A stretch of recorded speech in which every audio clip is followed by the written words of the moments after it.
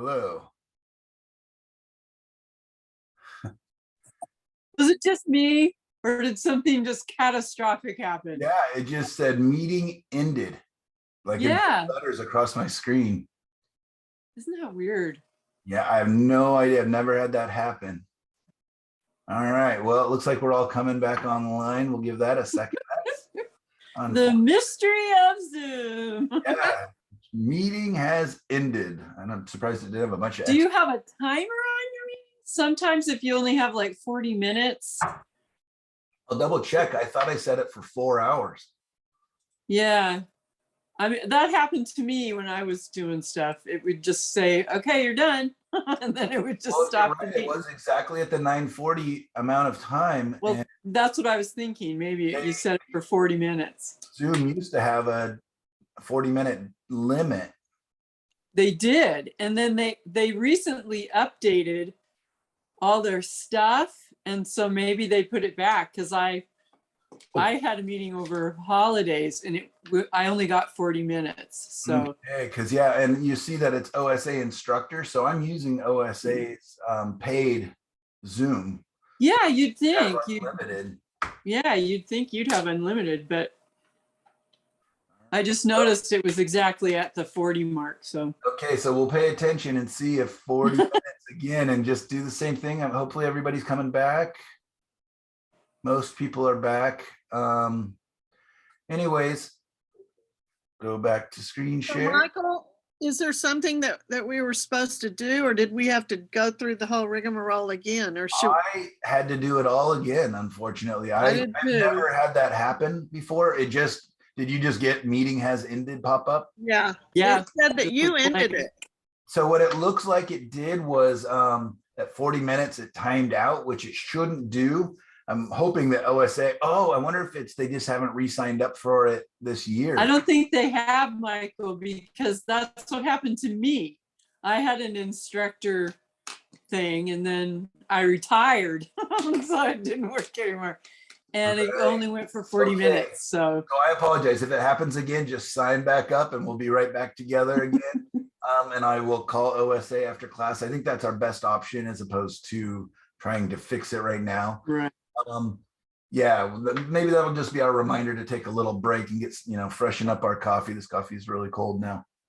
It happened to another group of mine too, if it makes you feel any better. They thought they had unlimited, and I don't know if somebody forgot to pay the bill or what, but they didn't, and it just stopped the meeting, just like what happened. So I had a thing that came up and said update available, and then it booted us off. Oh, interesting. And I just thought, I wonder. There is an update.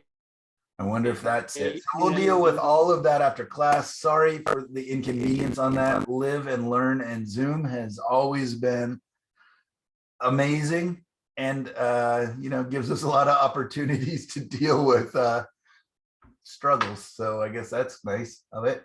It's never quite straightforward, and it seems to change whenever I feel like I've understood it. They move things around, but that's just technology. So there we go.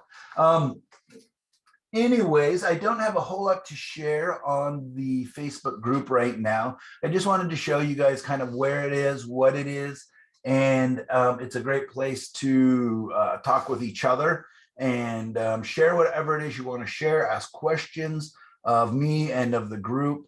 I try to be on there, but I'm not always the best, so it may take a day or two in between classes for me to get to it, but I bet you somebody else in the group will kind of might chime up and answer questions and give feedback as well.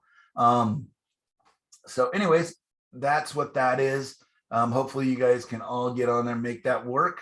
Again, I will be using Photoshop, and let's go ahead, and I'm going to go to my other camera, I hope.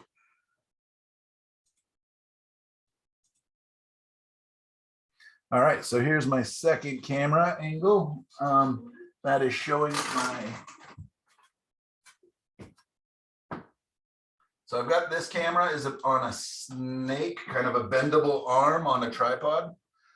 So I can move things around and try to not get in the way. last semester. It was struggling with the remote control. I think I finally got that to work. They sent me a new one. And now it's a matter of finding it. Here it is. So the cool thing is now Zoom works, which is great, because that's always been a big challenge. So we have Zoom, got the lights set up. And what I'm using, I'm going to pull this back so you guys can see this setup a little bit more. Straighten out camera. Just a quick tour of my studio and kind of where I am. Over here is where I was just sitting. That's kind of the command center, the control center. So you see the two monitors where I sit. That's an old closet that we just built a desk into, built some shelving. That second shelf there right above the keyboard is movable and turns that into a stand-up desk so that I don't have to go and sit down. So I just put my keyboard and mouse and stuff on top of there. I also like to have my computer really close to my easel here. This is a Hughes easel, H-U-G-H-E-S, Hughes easel. And the reason I really like this guy is, for one, it's huge. I can paint from ceiling to floor with it, but also it's very mobile. I can, just by simply moving it, it's counterweighted. And then I can also put up two things at a time on there. So anyways, that's for any of you who are thinking you're going to be painting a lot and for a long time, it's a bit of an investment, but they're sure great, especially if you're going to be painting bigger. When I got a job doing a bunch of paintings for a hotel, well, actually it's one very big painting in 6 big panels for a hotel. That's when I went ahead and made the splurge and got this. And that was a long time ago now. And it's one of my most favorite things I own. My cabaret, or my mixing area, my palette here is trying to get it to stay. That is a workbench that I added glass to. I had glass cut specifically to fit. I also using hinges from a piano, built extra shelving here that can fold down and go on. The reason I like this is it's huge. I love a big mixing area. In class, I mix beside the palette so that we can see it at the same time. I mean, beside the painting surface so that we can see it at the same time. But typically I use this whole thing as my mixing area. And I really like that. It's tempered glass so that my my palette knife and everything else is not getting scraped, you know, it's not cutting into the glass too much. I painted it gray. You'll see I paint a lot of things kind of a neutral gray. That's a great way for me to be able to compare colors. They're harder to see on white, bright white, or on black. So a neutral gray allows me to kind of guess how the color is going to show up onto the painted surface a little bit faster. Another great thing is I'm going to come in, zoom in, the top drawer, all mark making tools, just lots and lots and lots and lots and lots of brushes. And palette knives, and then my shop brushes, my Q-tip collection. Some of these are from Japan. Some of them are for cleaning like hunting rifles and things. So there's all sorts of different types in there. Below that, I'm going to bring this back again just a step so we can see more. Hopefully I'm not making you guys dizzy as I move the camera around. I have a garbage can that sits underneath here, really quick and close. I used to keep my paper towels on this side, but now I just keep them under my arm like this when I'm painting, or just simply sitting out. The paper towels, super useful. The other great thing about having so much space is these are all white paints and grays. Next drawer is all my yellows. all my reds, blues, purples, greens, browns, blacks and grays, which there's not very many of. In this big drawer is just painting clothes, shirts, rags and towels. And over here is just cleaning supplies and my gloves. So everything is close for me. I do this full time. So it's worth having this space for years and years. Here's my old setup. Sorry, the cord's wrapping up. My old setup over here was a kitchen island. We painted it white so it looks a little prettier now than it used to. But just a kitchen island that you can build, and it's on wheels, so that becomes a useful tool. It's always covered in my daughter's or my projects. All right, continuing the tour. Over here that's the window that would paint out to across the street and then up into the hills. It's an okay view, and then a little sitting area, which I never sit in because it's always covered in paintings and books and everything else. Some weights, which I always have paintings on top of, but someday we'll lift. My daughter's awesome little paint area. Hopefully not going to wrap up the cord too much here. This is a second master bedroom. So the bathroom over here to the right would be the toilet area. To the left is the shower area. And the shower area hasn't been used in years because it's just completely full of very large, all the big canvases and stuff go back here all the way up to 6 foot. I think there's a couple 7-foot canvases back in there. Through this door is actually a second studio, what we call the old studio, back when my mother-in-law used to live with us. And a cat. So back in there is the second studio. And as we come back, you can see another door even further back. That is back to the framing and canvas and storage area. So my daughter and I are pretty fortunate. My wife has slowly, hold on a second, don't watch, make you seasick. I'm unspinning the cord around that I kept tangling up like a dog with a leash. All right, there we're back. We're very lucky. My wife has slowly just let us take over the complete upstairs. Every inch of it is now art related, storage. So yeah, we're lucky in that way. But that's just so you can kind of understand when I'm moving around and trying to find things, where I'm going, what I'm doing.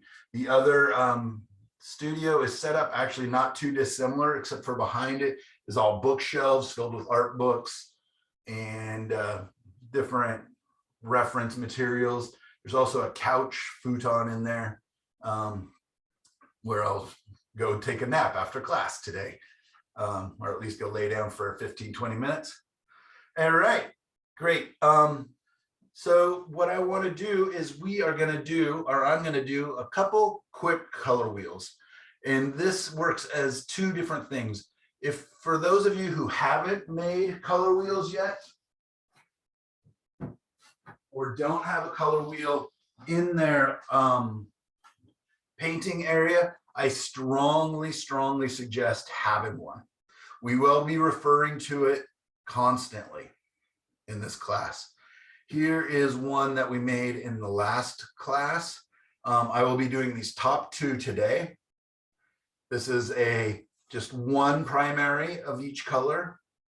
And this is what I use when I paint, is a split primary. For a full year, I painted using this. That's a lemon yellow, cadmium lemon yellow or cadmium yellow light, a cad red medium, and French ultramarine. And for a full year, I painted with those colors. I will talk a little bit about why I expanded to a split primary, which is what I paint with 90% of the time now. And then down here, we have what would be considered kind of a Zorn palette, Anders Zorn. he was, the myth of it is that he painted with a black, a red, and yellow ochre. Whether or not he really did very much is up to debate among artists and historians, but it does do beautiful colors. And I've learned so much by painting with this and exploring and expanding on this idea with other colors. And this is what I consider a CMYK color wheel, meaning it's representing the colors that would be probably in your computer printer. So yeah, the CMYK. So they're not using a true blue, they're not using a true red, but the red and yellow when they meet, or this maroon color when they meet, creates a red. So it's an interesting color wheel and we can explore with that, but I'm only going to do the top two today, the primary and the split primary palette. And I'm going to use this so I don't have to repaint this completely. This is, like I said, a cadmium red. So it's lemon yellow, cadmium yellow, or cadmium yellow light, cadmium red medium or cadmium red light, and French ultramarine. What I'm going to do is the same color wheel, but I'm going to substitute this color for quinacridone red. The reason is over the years, as I've, experimented, or when I go out plein air painting, or when I'm traveling and want to take the least amount of paints possible, this was my setup plus white. And I could do a huge amount, but there's a lot of colors I couldn't make very vibrant. Purples are always going to be really ugly. The greens are pretty, not really bright because the blue has a bit of red in it, which neutralizes. So by changing this to a quinacridone red, a synthetic and a brighter red, it'll appear duller. This is the color. This is quinacridone here. But by putting it here, it actually has more versatility. It warms up really nicely and it cools down and makes prettier purples than this one. So that makes sense, you guys? A little bit? Yes. Great. All right, so I probably need to repin it again. So I've laid out my colors. This is the lemon yellow, cadmium, actually it's cadmium yellow light, quinacridone red, and French ultramarine. I laid them out on my palette, not how I normally would, but how they're going to show up on the color wheel. So I've got my lemon, or my cadmium yellow light, my quinacridone red is going to go here, and my French ultramarine is going to go right here. And I'm going to see if I can pin this really fast so that we are not. There we go. Okay. Hopefully that will keep it on here while we're talking. So feel free to talk and ask questions as I'm painting. Let's just go ahead and take my palette knife and I put some of this yellow here. Nice pile of it. When painting, palette knives are much easier to clean off completely than brushes. When I'm cleaning my paints, for those of you who are curious, I will take, if my paintbrush is messy, take it between my paper towel here, just simply pinch it and pull through, and do that a couple times before I even dip it into the paint thinner. And then paint thinner, give it a little bit of a swish around and do the same thing until no colors show up. With the metal on the palette knife, it's you don't have all the brushes, you don't have all the texture, so it's just really easy to pull the paint off. So a lot of times I will do my mixing and loading up areas with a palette knife. And my French ultramarine. So there we go. That's my primary palette. Primaries meaning red, yellow, blue. The secondaries, of course, are green, purple, orange, and those will be making in between here. But this is my most basic of basic palettes. I can do 70–80% of what I want, or maybe even more, with just these colors. If in your paintings, harmony,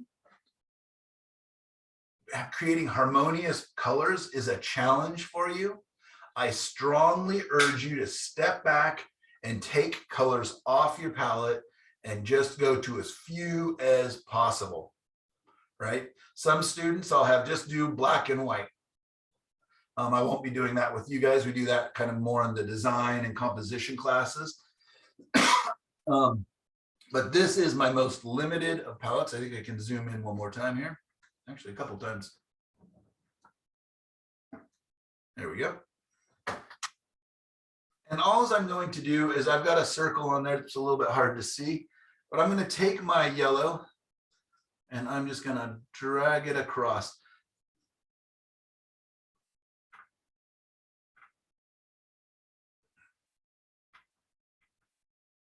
So that it kind of fades out as it goes across. Clean my brush a little bit here. And I'm going to bring my red and do the same thing.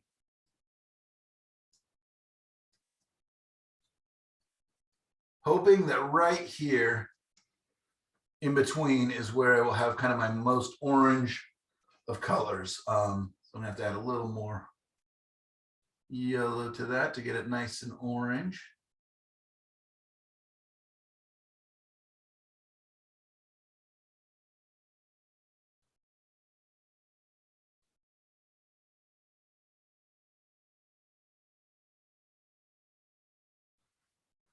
So you get this beautiful transition, right, between our orange, our yellow and our red. And what I found is when I was using the cadmium red here, I could get a very, very vibrant orange because the cadmium red, got a little dab of it here, is much brighter. Let's put a dot of it behind here so we can kind of see it.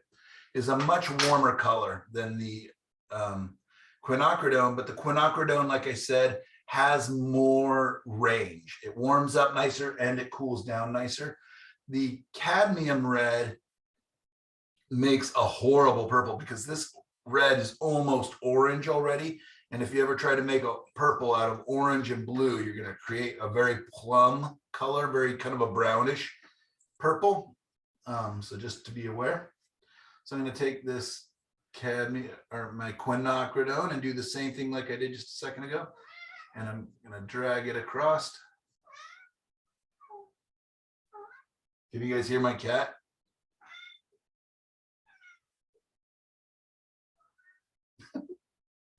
And the same thing with my blue. I'm going to drag it back.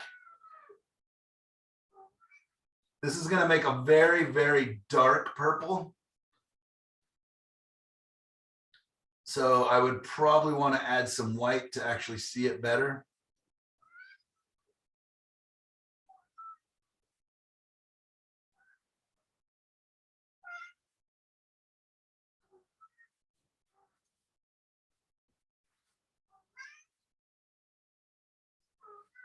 Oh.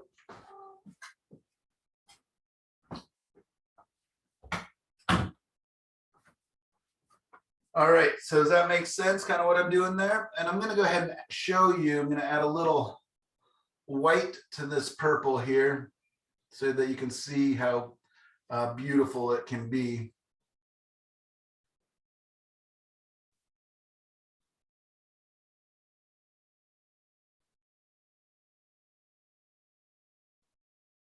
It's just hard to see because it just looks like black. It's such a dark color.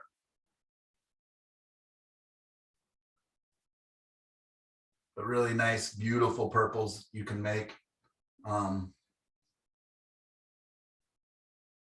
Yeah, I love the combinations of the French ultramarine, the quinacridone red, and the white. Just the different kinds of colors you get are really, really nice. So now I'm going to take my French ultramarine towards my lemon yellow.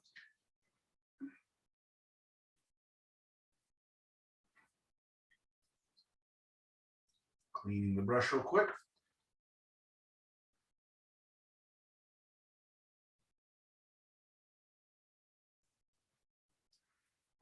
Yellow is very weak compared, well, in chroma, very weak color. So you're gonna want a lot more yellow than you are blue, just for your notes. Otherwise the blue will completely overpower.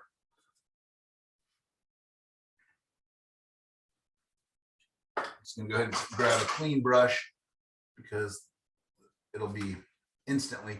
Yellow in color space takes up by far and away the least amount of space, just because as soon as anything touches it and affects it, it becomes another color, a green or a orange or whatever color that you're touching it with.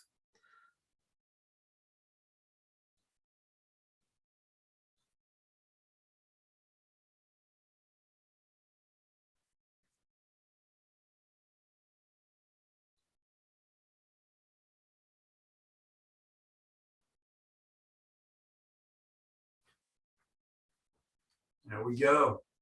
I always just find them to be so beautiful and so interesting just to see.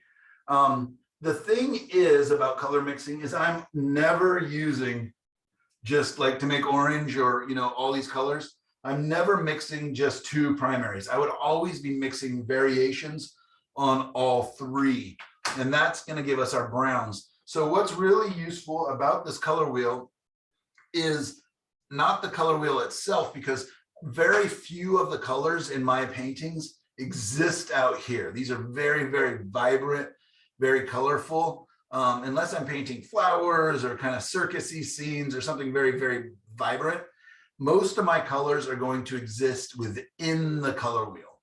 All the grays and browns. Here's your first note that's important, is the world is much grayer than we think it is. All right. And that, I don't mean that to sound dreary and sad, because grays are beautiful and browns are beautiful. But a lot of beginning painters make their paintings all vibrant all the time. All the colors exist out here on the color wheel. That's one way I can kind of tell when people are, you know, newer painters, is everything's super vibrant. They're painting out of the tube or barely mixing their colors. Whereas more advanced painters or more realistic painters are painting within this color space. And what I mean by that is, let's say I want to make a brown. What I'm going to do is I can pull out any color anywhere on this color wheel, right? In this case, I'm just going to pull out the red. And I'm going to take it across the color wheel towards the green, right? It's going towards the opposite color. Let's mix up a nice little batch of green.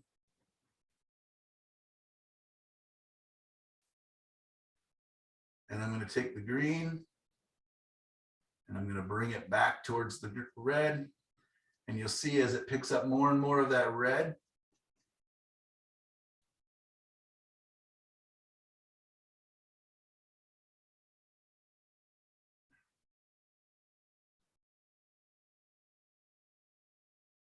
the color gets more muted and neutral.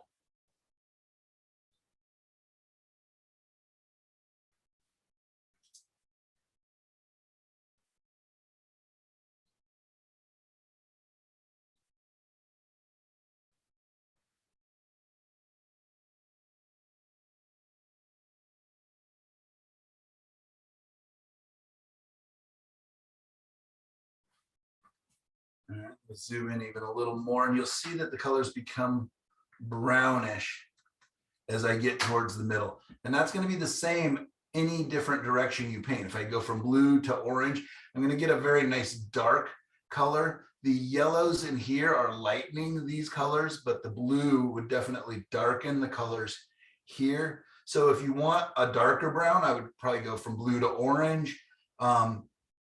So that's how most of the colors are in this space in the world. Does that make sense, you guys? They're more neutralized. They're not as high chroma. They're not out of the tube colors. Okay. Another thing we want to think about when we're doing color space is the value of that color. right? The value means the light and the dark. So for this instance, I'm just going to go ahead and grab a little bit of the, I'm going to move this up so we can see a little bit more. Down below, I have some chromatic black. So I'm going to put that at the bottom down here. With a new brush. I'm going to grab some of my titanium white and put that at the top. Now I'm just going to drag that down.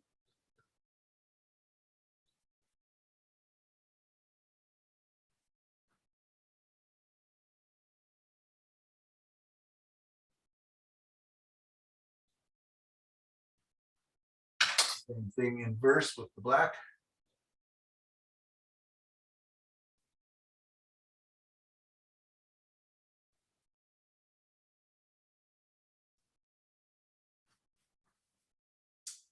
So now we've got the value of this red color, going from light to a tint.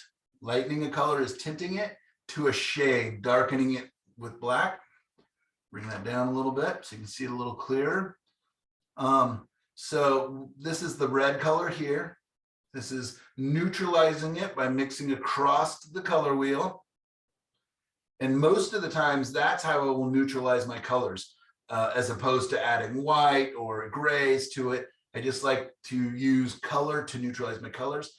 And then this is the values, the light and the dark of the color. You'll notice that with red, it turns towards a pink. So white actually changes the color. Be aware of that. White cools the color down. So a lot of times when I'm lightening, if it's like in a sky and a sunset and the cool pink doesn't work in my sunset, I'm going to be adding some yellow in, warming that color up a little bit as I lighten it up. The same thing with the red going down towards black. It just becomes duller and duller.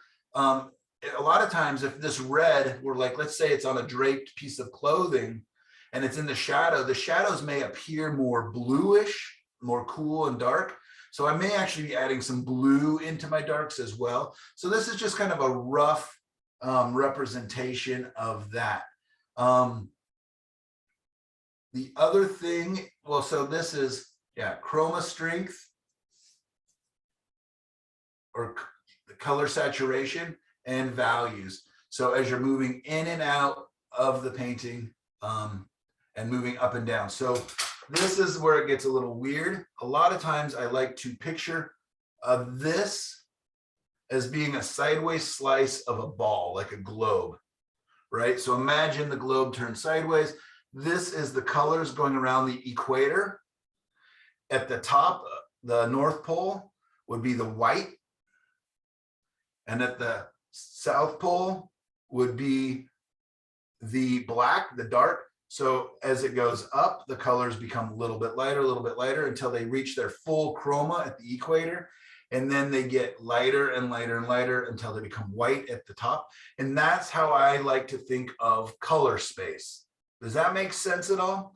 So if we can imagine this color wheel in a three-dimensional space, a lot of people will imagine a cylinder or like a can shape, but I think a sphere is better, with the poles being white on top, black on the bottom, and all the values in between. And then the center of the earth of this globe being the grays and browns going out towards high chroma, pure strength color as they go out towards the outside of the globe. Does that make sense? That's so confusing. I know that's a lot. Go ahead.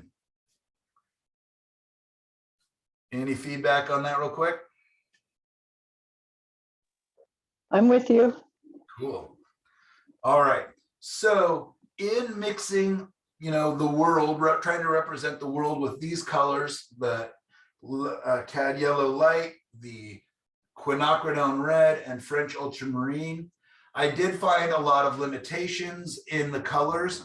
Also, they're very specific. And so what I, through experimentation and actually teaching and seeing other people's palettes and reading a lot, there's a book called Yellow and Blue Do Not Make Green. It's a interesting book on color theory. I began to expand my colors. So what I put out there was a Hansa yellow deep, but a cadmium yellow medium would work, or what I actually use mostly is Indian yellow, but it's a very, very transparent color, so it doesn't work great. So what I did was I expanded my color wheel slightly by adding a second of each of the primaries, a second yellow, a second red, and a second blue. Black is very seldom on my palette. I'm not anti, the color black or anything else. In fact, I really enjoy making greens from different blacks. This is a chromatic black, which should mix the cleanest colors and not affect the blueness of the colors as much. But like Payne's gray, I use that all the time, but I treat it like a color, not just like a value, not just to lighten and darken. It's just like a very dull, dark blue. All right, so now I'm going to do the same thing very quickly, but what I'm going to do is show you why I have a split primary palette. So, oh, and you see how I laid these out. It's my yellows, my reds, my blues, and I put them in such a way that this is my cool greenish yellow, and this is my warm orangish yellow, and it leans towards my warm orangish red. So these are going to make my most vibrant orange, my most vibrant secondary. If I mix it with this one, it gets cooler because this red leans towards purple a little bit. So this red going all the way around, ignore the black. Let me get that off there so it's not distracting. This red leans towards purple. You can see that it's quite a lot cooler appearing than the red above it, which is much more orange. It leans towards this blue, which is much more reddish compared to the one above it. So it leans towards purple. So my most vibrant purple, like we have here, is there, but it's very dark. So again, adding white to show its colors. And then this blue leans towards green, and this yellow leans towards green, and together they will make a very, very vibrant green, much more vibrant than the green that we got here. So Michael, which blue did you just add? Manganese blue. So yeah, sorry. I've got manganese blue here. Oh, really? Is it a real manganese blue? No, manganese blue hue. Aha, okay. Yeah, manganese blue, actually, the real manganese blue is actually kind of dull. Yeah. Manganese blue hue is a phthalo derivative. Phthalo blue, for any of you who have ever used phthalo, Right. know that it is beyond bright. I actually have it out because I always like to joke, if I was braver, I would be using phthalo blue instead of manganese blue. So for any of you who want to, feel free to use your phthalo blue instead of manganese blue. I just like manganese blue because it's like a slightly trained dog already. This is like a wild wolf that you just pulled out of the forest and are bringing it home to play with. And this is like, oh, it's a nice golden retriever. I can handle this color. It wants me to be happy. This color wants me to be sad, and it wants to eat my face. And then in that manganese blue hue, there must be some white to give it some opacity because it looks like it's fairly opaque. No, it doesn't have any white. It's actually a very transparent color. Oh, is it? Oh, I can't see Yeah. it. Yeah. Cerulean blue would be more like one that has a little bit of white, kind of grayed down. So for years, I was using French ultramarine and cerulean blue, which is a wonderful, great color. But the reason I've chose the colors that I've chose is that I can make cerulean blue out of manganese blue, but I can't make manganese blue out of cerulean blue. Right. So in truth, and I can go ahead and do it if you guys want to see my real color palette that I use more often now. I'm gonna go ahead and do it. I'm just gonna maybe even stop teaching it this way. If you guys don't mind, I love the cadmium yellow medium and Hansa yellow deep, but the truth is one of my guest colors, I usually have a couple guest colors sitting off to the side of my palette, was for years and years and years, Indian yellow. And it comes out, it looks not too dissimilar, right? But it's very, very, very, very transparent. But it becomes opaque just by adding a little bit of white to it. And when you add white to Indian yellow, it changes colors. Very interesting thing. And this is why for years and years and years, I didn't actually teach with Indian yellow, because I kind of feel like it's like a magical color. And it does such strange things. Look at how it changed completely adding white. Like it just changed to yellow. So that looks like a cad yellow deep. Yeah, exactly. So I can make Okay. I can make this. Here's my cad yellow deep, right? It's almost exactly Right. the same. Let's add a little more Indian yellow to it right beside it. And it's almost the same. And that's just by simply adding a little white to it. So I can make this color into a cadmium yellow deep, but I can't make cadmium yellow deep into this color. Right. So that's how I choose my colors. So your manganese blue hue, which brand are you using? Gambling right now, but M Graham makes a beautiful one. For years and years, I used M Grahams because Gambling, initially when they came out with their manganese blue hue, tried to make it mimic manganese hue, which again is quite dull. Right. Like if you can spend hundreds of dollars to buy a tube of actual true manganese blue, but it is the dullest, weakest color. So it's kind of a waste. It's just for people who want to have it, like say they have it, I think for the most part. Manganese blue hue is great.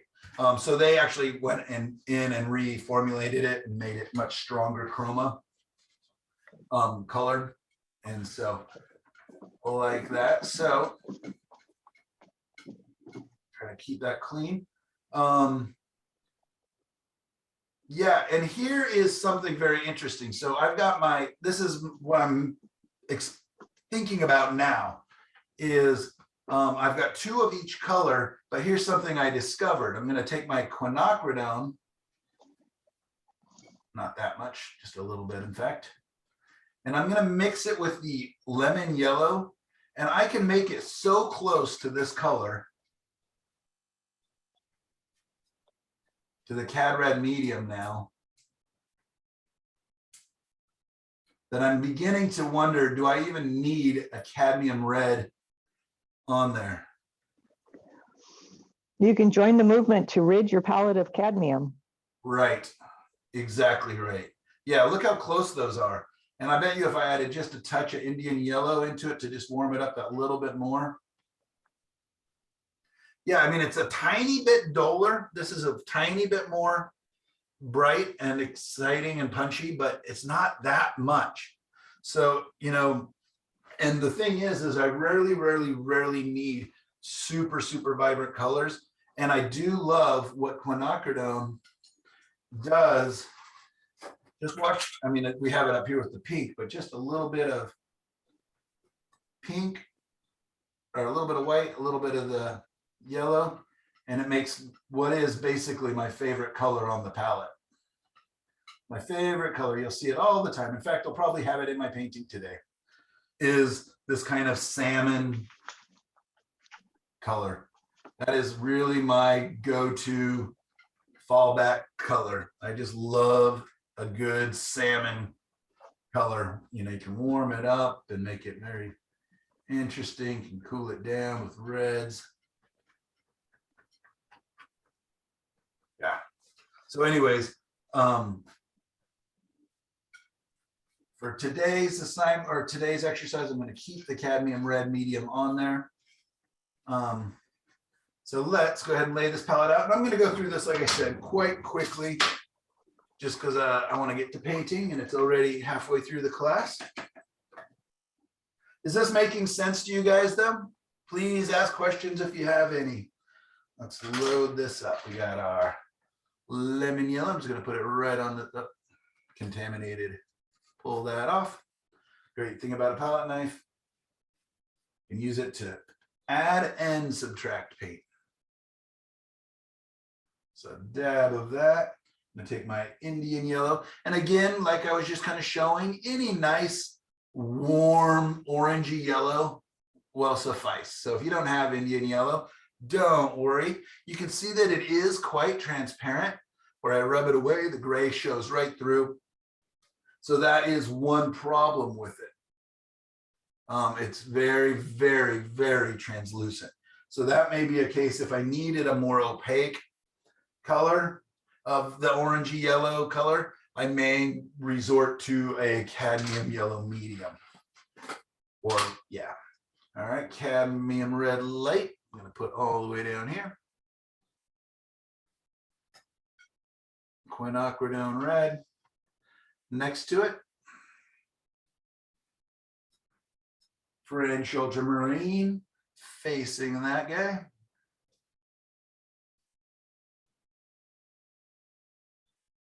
Inevitably, I will have one or two students kind of switch one of these colors. So you just want to keep thinking, does this blue lean towards purple? Does this red lean towards purple in comparison to the other one? And that will help remind you of who goes where. Oftentimes I will have somebody in the class will ask why I don't use, what is the name of the blue? There is a blue that is kind of right in the middle of blues. Cobalt, sorry, could not remember that.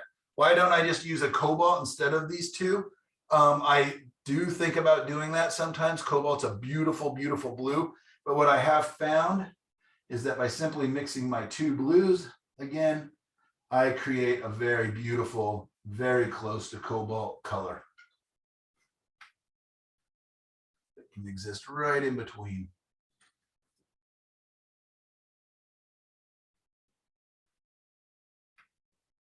And again, I'm not anti any colors. You guys, that's why I say it's a suggested supply list. And you'll learn more and more about that in the coming weeks of why. So I can mix these two colors together, create this nice, beautiful mid-red. And the same thing I'm going to do with my yellows.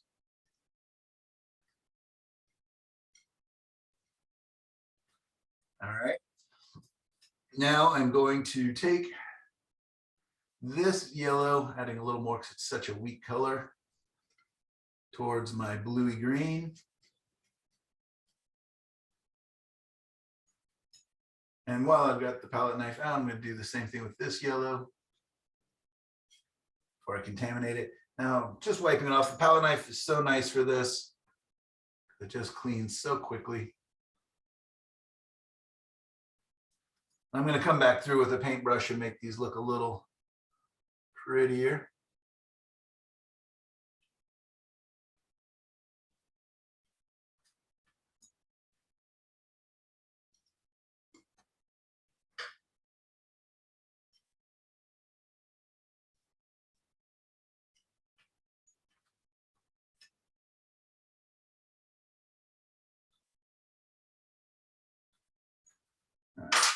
Some brushes and make those look pretty.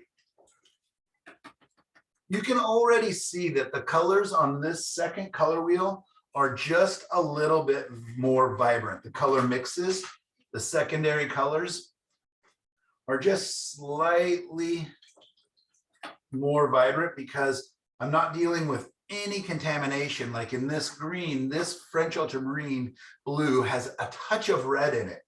So trying to mix that into a green is just never going to be as vibrant as a blue that doesn't have any red in it, like the manganese blue. So do you ever do this example on white instead of on gray? Sure, yeah. Because the transparent colors, the translucent colors, sort of brown out, at least on the screen. They really do. You are right. Yeah. So what I could do to make that a little prettier is I'm just gonna, because of that, I'm just gonna go ahead and bring in some of my color that I had up there. That is a great point. So this is my Hansa Yellow Deep, but it's very similar to the Cad Red Medium or Cad Red Deep, or Cad Yellow, sorry, Cad Yellow Medium or Cadmium Yellow Deep.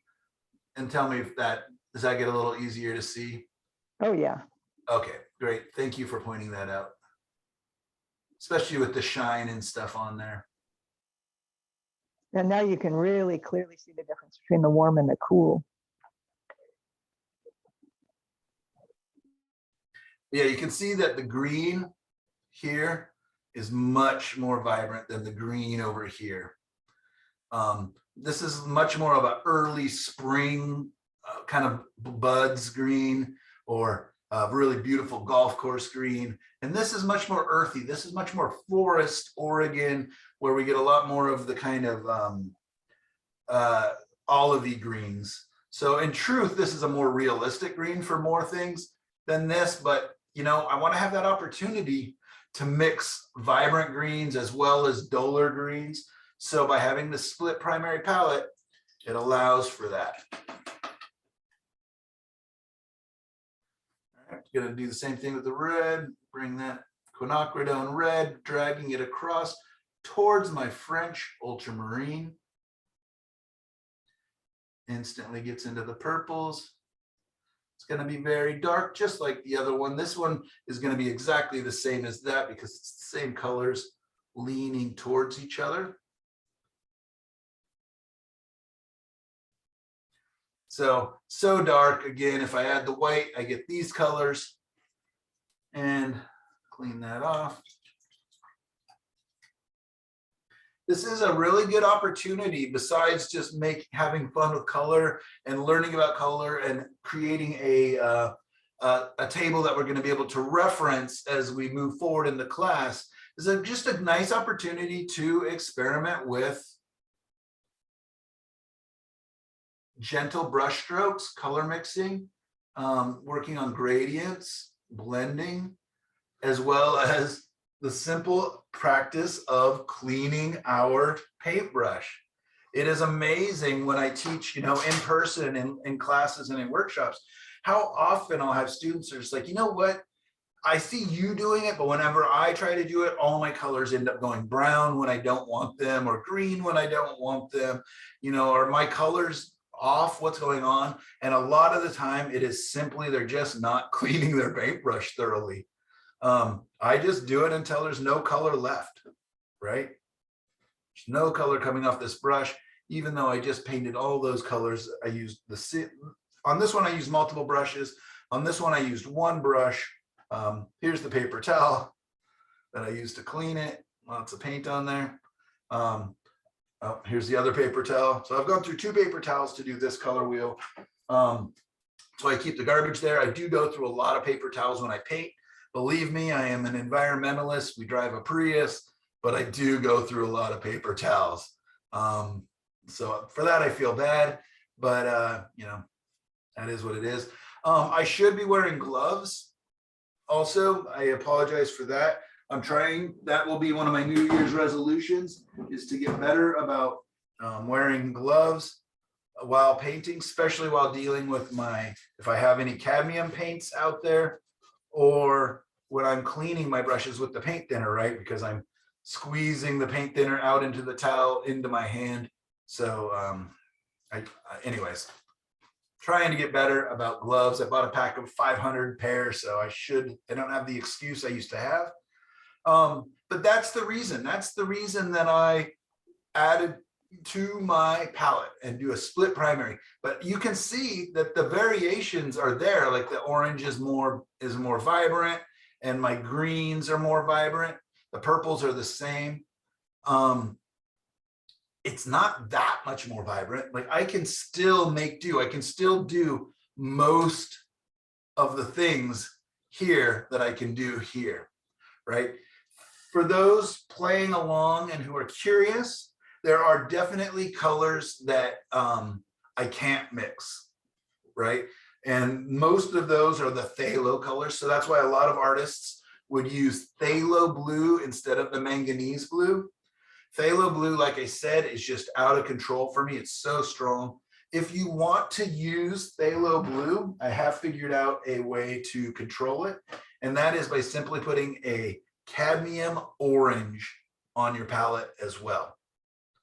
Cadmium orange is like the great dog trainer of this wolf. It's because it's a cross on the color wheel. They're both single pigment, very, very strong colors. They can neutralize each other to great effect. So if I put phthalo blue on my palette, I will almost instantly put cadmium orange on my palette as well. Cadmium orange is a beautiful, wonderful color. I rarely need a vibrant orange, so I don't put it on my palette. But it, You know, one of the things that I found with phthalo blue is I just can't get it out of my brush. no kidding, yeah. I have brushes that still have phthalo blue tips. Lots of them. So when you're painting, even though you clean your brush or you have a couple of brushes, the phthalo just pollutes all your other colors that you stick your brush in. That is Yeah, my phthalo experience. blue is so strong, and it works as a stain too. It's fun color to use to go in and glaze with if you really want to create a wild scene. Yeah, there's times when phthalo blue is really great, but I rarely use it.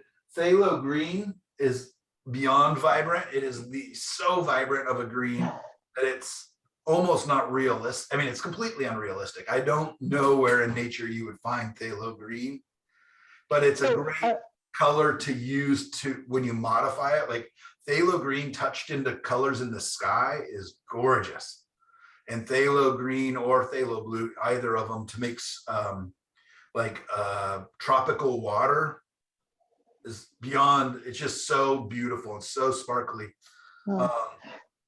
So question, you said it works as a stain. Do you mean you can put it as a glaze on top of other colors? Or do you mean that if you put it down and then you paint over it, eventually the paint that painted over it is going to absorb the blue from the underlying phthalo?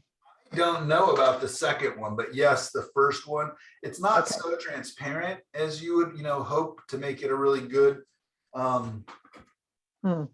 glaze, but it does. So you just want to thin it down quite a lot. I don't know about it bleeding through. That is an interesting thought. I don't know. I don't paint with it enough to have experimented with that. I will tell you, I did a show approximately probably 10 years ago out at the vineyards, and the vineyards are so springy and green and vibrant, and there was also a lot of lavender in the paintings, and the phthalo green plus quinacridone red does make some really interesting and beautiful purples.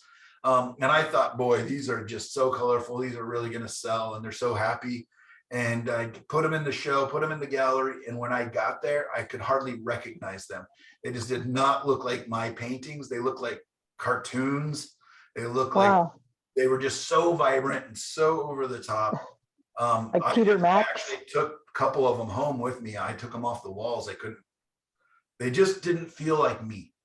So for those of you in this group and in this class who like very, very vibrant colors, the colors around the color wheel, I have nothing wrong with that. They just don't feel like me. They're not the colors I'm attracted to. I love grays and greens and blues and browns. The really vibrant colors are, nice as flourishes. And a lot of times people will say about my paintings, wow, you paint such nice, vibrant skies and stuff. But the truth is only about 20% of my sky will be vibrant and colorful. And it's actually the cools and the grays that contrast and set off the areas of extreme color. So that's a great note for watercolorists. And that's something that relates is if you want to make something special, you have to have a lot of the other thing. Nothing is special. Like if you want to make a vibrant, bright painting, that's fine. But if everything is vibrant and bright and exciting, nothing is special. Nothing is exciting because everything is exciting, right? Okay, I hope you're going to demo that, especially the sky at the way you were just describing it, because that is something I have real trouble with. Michael? Everybody, any questions here? Yeah. I have a comment that when I made this in the last class, I put myself, just for my own information, some white, like a white halo all around, dragging the colors into the white Yeah, around the edge, just so that I could see the color compared with the white. It helped me see like the purples and stuff. And yeah. then when I want that lighter color, I see it there and which colors blended to make it. Yeah, exactly. And that's something I'm contemplating doing, is doing value tints and shades of each of our colors, both done with black and white and also done with color, like a blue and a yellow, let's say. Here's kind of an example of a table I did where I tried to make all the values the same going across, but with different colors.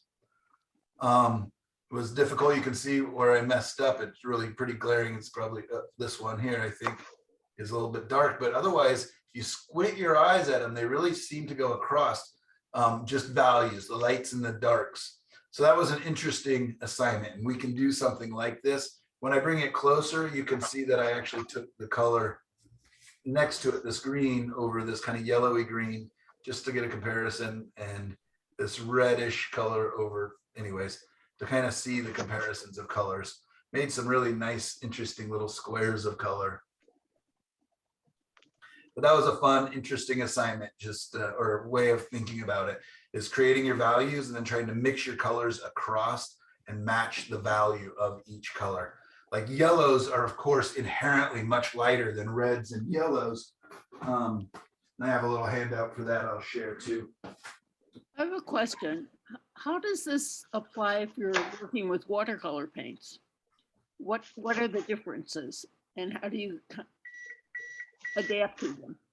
So they are the same, truthfully, except for you're dealing with transparent color. But Right. truthfully, your color mixing is the same, right? Yeah. If you have, do you use what kind of a palette do you use as a watercolorist? Do you use like where you have 20 or 30 colors laid out, or do you use a limited palette when you? A more limited palette than that, maybe about 8 colors. 8 colors, okay. So I might urge you, if you want to do this assignment with watercolors, is to try, just 3 or the split primary palette and just see how that goes for you. Yeah, that's what I'm asking. Should it be a one-to-one transfer, or should you do something with the watercolor intensity that will bring it up to the intensity of your colors? I truthfully don't know, because I never paint with just straight watercolors. Like I tried painting with straight watercolors a couple times, and now they're covered with wash and other things, because I couldn't get that density and I couldn't get that vibrancy. That if you're painting with watercolors out of the tube, you may be able to get some of these really, really dense colors. I'm not going to worry about it too much. If you want to chase that super vibrancy and density in watercolors, please feel free. And I look forward to hearing back from you. Okay. Kind of how your experiments go. I think it will be a great experiment. But yeah, the color mixing is exactly the same with the color wheel with watercolors. And I'm sure you've actually done color wheels with your watercolors before. Yeah. It's very similar. Whereas we are adding white, or if we had a white surface, just and the paint's transparent, we can thin it out. Let me grab a white surface.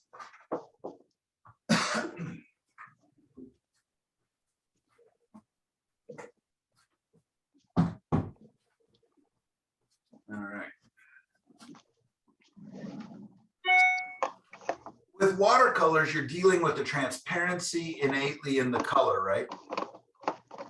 So with oil painting, we are typically going to lighten our colors by adding yellow or white, or a lighter color than they are to lighten it. But also with transparent color like Indian yellow, or actually most of the colors on my palette besides the cadmium colors are quite transparent. So when I put them on, make a little bigger dab for you. When I put them on, they're pretty strong and thick. That's a nice thick dab, almost impressionistic brush stroke there. But as I thin it out and have less and less paint, the white behind it is becoming part of the color. Right? So you can see how it Oh, changes yeah. by the pigment load, the amount of paint that I'm adding to it. Let's try a different color here. Set that down. I'm gonna clean a brush. Let's do the same with the cadmium, the quinacridone red, because we have the example here with the black and the white.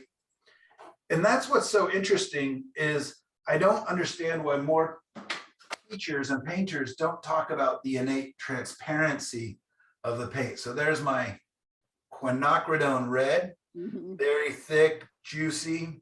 Now I'm going to do the same thing. I'm just going to thin it out. Okay. And I'm letting the white of the surface become a part of it. So you can see it actually appears to be brighter where it's thinner. Now I'm going to take a paper towel and even push that more. Mhm. You can do the same thing with the Indian yellow over here.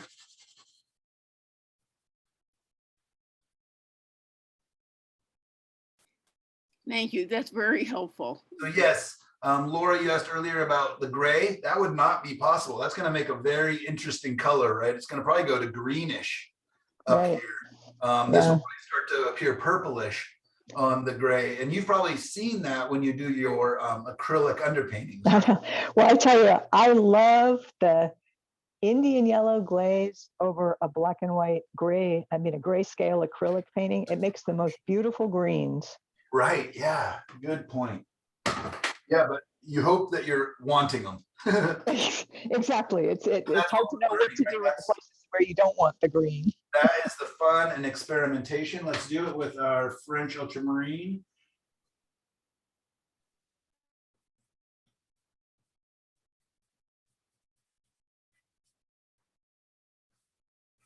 So it's much darker color.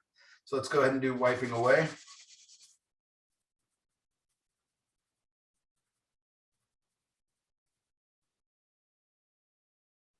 So yeah, you can really see how the colors change. So So let me just say, if that was a phthalo blue, you'd never be able to wipe it away. yeah, should I do it?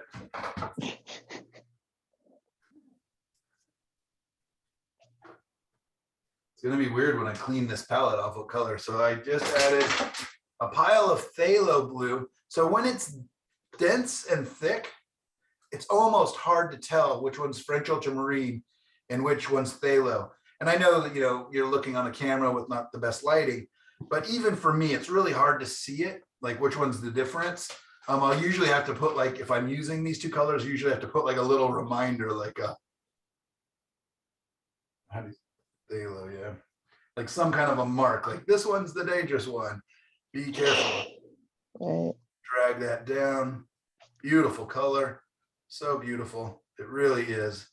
You feel bad. Just like a wolf is a very beautiful dog. You just be careful around him. So drag that down. I'm going to grab my paper towel.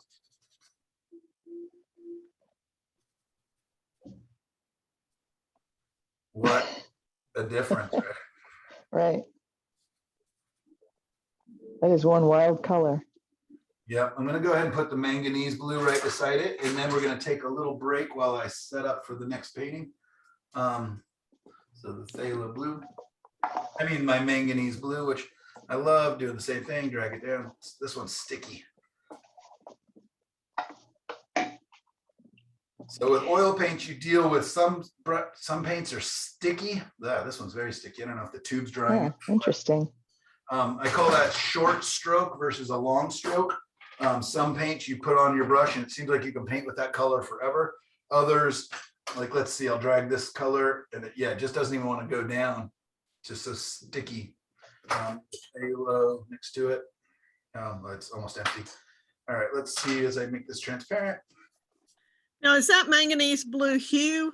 Yeah, manganese blue hue. Yeah, I will never Okay. use manganese Yeah, blue. you're not going to use manganese blue because you say it has too much of a grade look. Yeah, and it's ridiculously expensive. Got So there you go. So now when I deal with transparent color, right, going back to the question about watercolors, is they become a lot more watercolor-like, don't they? Yeah. So, you know, and just if you're using watercolors out of the tube, you can use thicker paint with watercolors, right? You can just leave it with less water mixed into it and have the vibrant dark colors down to the really thinned out. And let's even grab a little bit of paint thinner. I'm going to take this to the Indian yellow, and I'm going to use a little bit of paint thinner to it. And I can really get it light and bright. So the reason I love Indian yellow is that is the color of sunshine to me. You know, it really is. I use it so much. I'm going to spin the camera around while we're on break here, while I'm setting up, and show you the new painting I'm working on. It's very fall colors, very warm. There's some blues and greens in there, but you can hardly see it.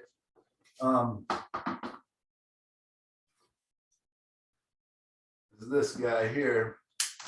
Oops. Just snapped off the snake here. I'm gonna have to reattach that during the break.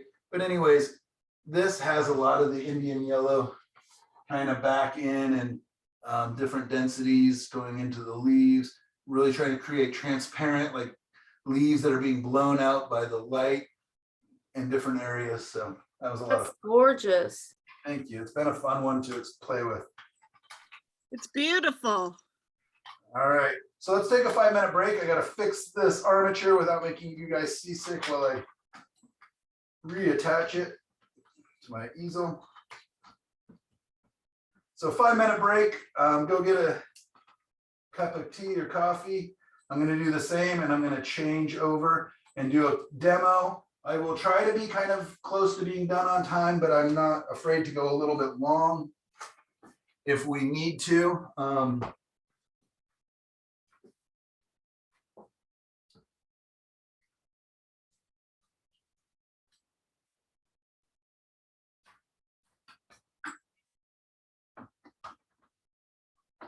Sorry. I don't know if anybody's watching, it's totally making you seasick here. Did you say we're going to take a 10-minute break? 5 minutes should be good. 5, okay.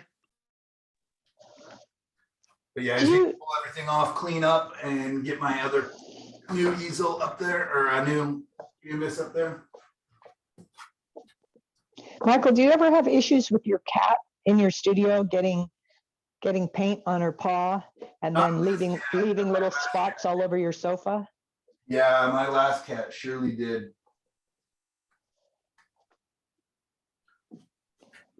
Yeah, yeah, I had a lot of problems with that with the last cat. Nothing worse than walking into the studio and seeing prints all over everything. I don't let my cat in my studio. Yeah, this cat just comes in and yells at me and then leaves. Hmm.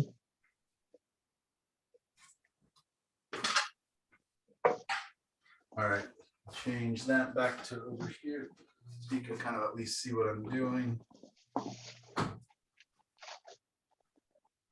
So I pulled off the color wheels,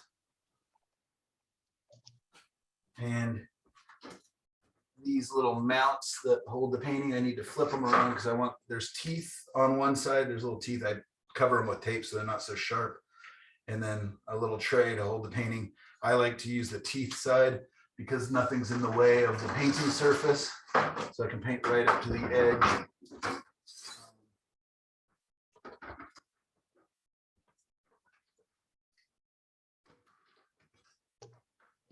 When you paint, are your paintings completely vertical on canvas? Is completely vertical on the easel? They are, yeah. But I can change that. I have the ability to change the angle on this, but I just paint vertically.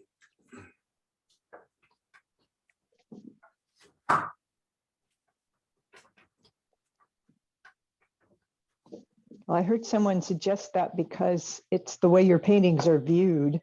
Oh, that's, yeah, I guess that makes sense.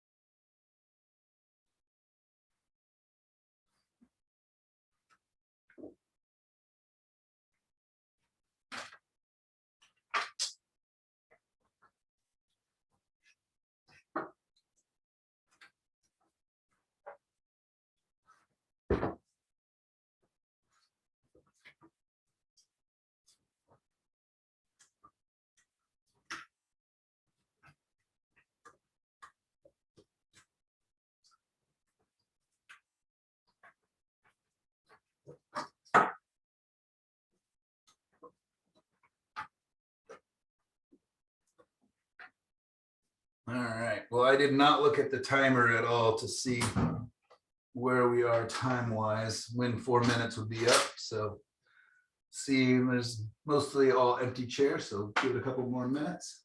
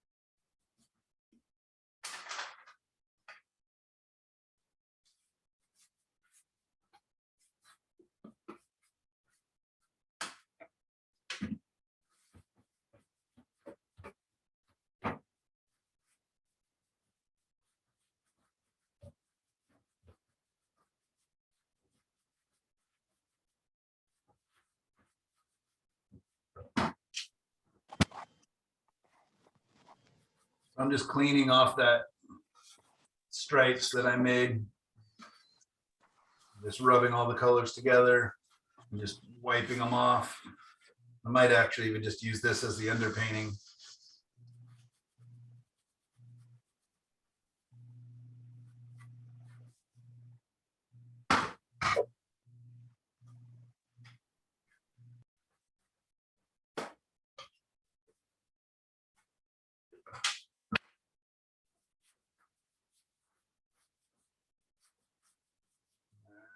I see most people's heads are back here in the camera.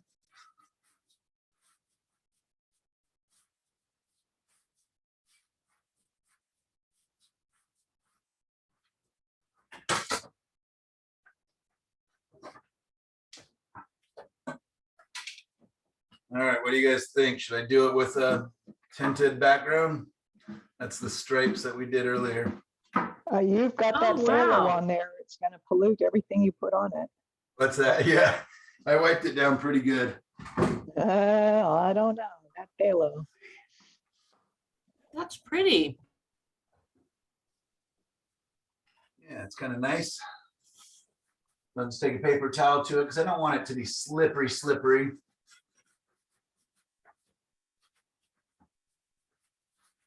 A lot of times I do like to work on tinted backgrounds. I get asked about that a lot. And that's, you know, I think working on white can be great. You can get a lot more of that glow with the transparent color that I showed you when I was just doing those stripes. And then sometimes a little bit of a kind of a harmonizing color underneath. Great. Pull these brushes aside here. Oh, there's two. So I'm guessing you never use any of the opaque earth colors like yellow ochre or brick red or whatever the variants of that are. All those. I like them. I have a drawer full of beautiful browns, but yeah, I can make, I actually brought out yellow ochre because that's the one that I get asked the most about. And yellow ochre, if we were thinking about the color wheel, right?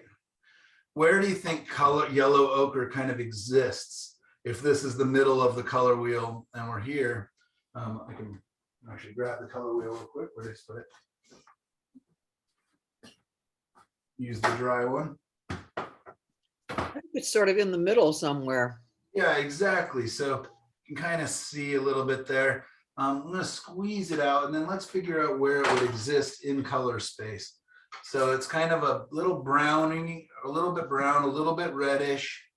So yeah, it's going to kind of lean in towards the middle. So it's definitely on the yellow. So it's going to be closest to the yellows. It's a little bit on the orange side. So it's going to lean towards the red just a touch. And then it's going to go, because it's going brown, it's going to go towards what would be across the color wheel, the green a little bit. So I think it probably just exists kind of right inside of the orangey yellows, right? That being the case, let's see if we can make that color. So that being the theory, that's how I kind of think about the colors is, okay, you know, if I needed to make this yellow ochre and I didn't have it in the tube, right? I'm thinking that, okay, first it's yellow, right? It's literally in the name of the color. So I'm bringing some yellow. And then I know that it's got a little bit of, leans a little bit red. So let's just add a touch of the red. It's going to take it to kind of an orangey color a little bit. And then I know that it's browning down a little bit. So it's probably mixing with a touch of the purple. Sorry, I said green earlier, but the purple, because it's mixing across the color wheel. So I'm going to grab a little bit of purple, which is blue and red mixed. I'm just going to grab just a touch and see how we end up. Okay. It's looking really kind of dark and muddy. It's a nice color, but it's quite dark. So I think it actually has more red in it. So it's leaning towards this side of the purple towards the red, not the purple towards the blue. So I'm gonna add a little more red to it.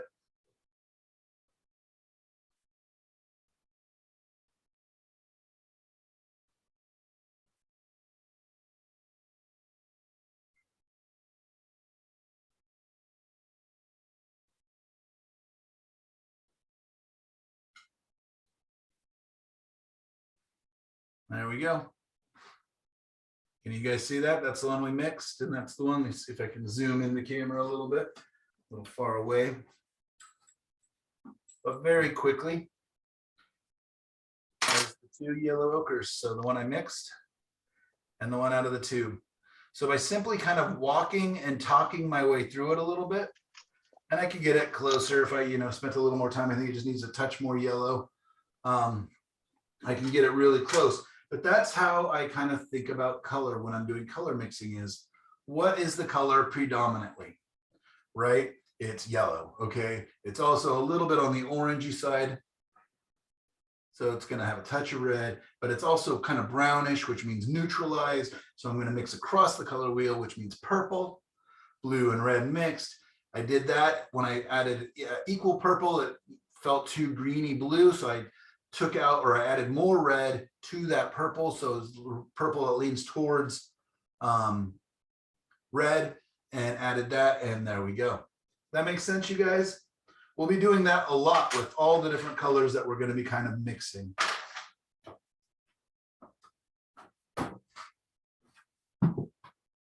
So this canvas that I have on there is a strange format, this panel. So that's a wood panel. Mostly what I paint on anymore. Again, that's the stripes of colors that I was doing earlier. I just kind of wiped them off, wiped them down, and we got this kind of nice gray mauve, which is nice. Not probably a color I would think to use as my background color, but I like it. Here is the design. Very minimal, because I want this to be a sky painting. Look at all this opportunity for experimentation and play, right? Basically, this is just some of the rolling hills not too far from my studio here, and of some fields. I'm pretty lucky I live near a lot of rural farmland, which I just love. grew up on a farm, like I said. So I'm always attracted to fields and I love rolling hills and all that. So anyways, this is just a quick, probably out of the car photo I took of, I got tons and tons of these. I just like them as design elements, but this is a sky painting. So this is going to be less than 1/3 of my surface is going to be this ground plane. That leaves me all this area for sky. I grabbed this sky kind of as a quick reference. It's got all the colors. It's got the peach that I love, the pinks, the purples. Goes back here, gets some kind of gray, orangey greens, which is an interesting color, a little bit difficult to make. Kind of a greeny color up here, up to the blue gray up here, and more purple grays up here. So I got a lot of color in here. And the cool thing is my original reference was just a plain blue sky. So everything is pretty straightforward and color wise, but I want to bring that sky into that painting, and the sky is our color source, our light source, right? So everything needs to be affected by this sky. So that's why I take a black and white so that I can bring in my own colors into here. And I'm not going to try to copy these colors at all. I'm just, or even those clouds. I mean, you'll notice this is a vertical versus my horizontal setup. But just something I grabbed, I thought would make some kind of interesting colors. And let's see. So what I'm going to quickly do is just establish my value or my design or my kind of my drawing. I'm going to go with a more purple again, quite dark. Adding quinacridone and French ultramarine, and I'm going to go mostly towards my quinacridone, and this is just for my drawing. So let's grab a piece of tape so you guys can see my reference. And again, it's just a jumping off point. This is going to be kind of a quick painting. Again, see if I can get all this done in under an hour, or at least off to a really good start.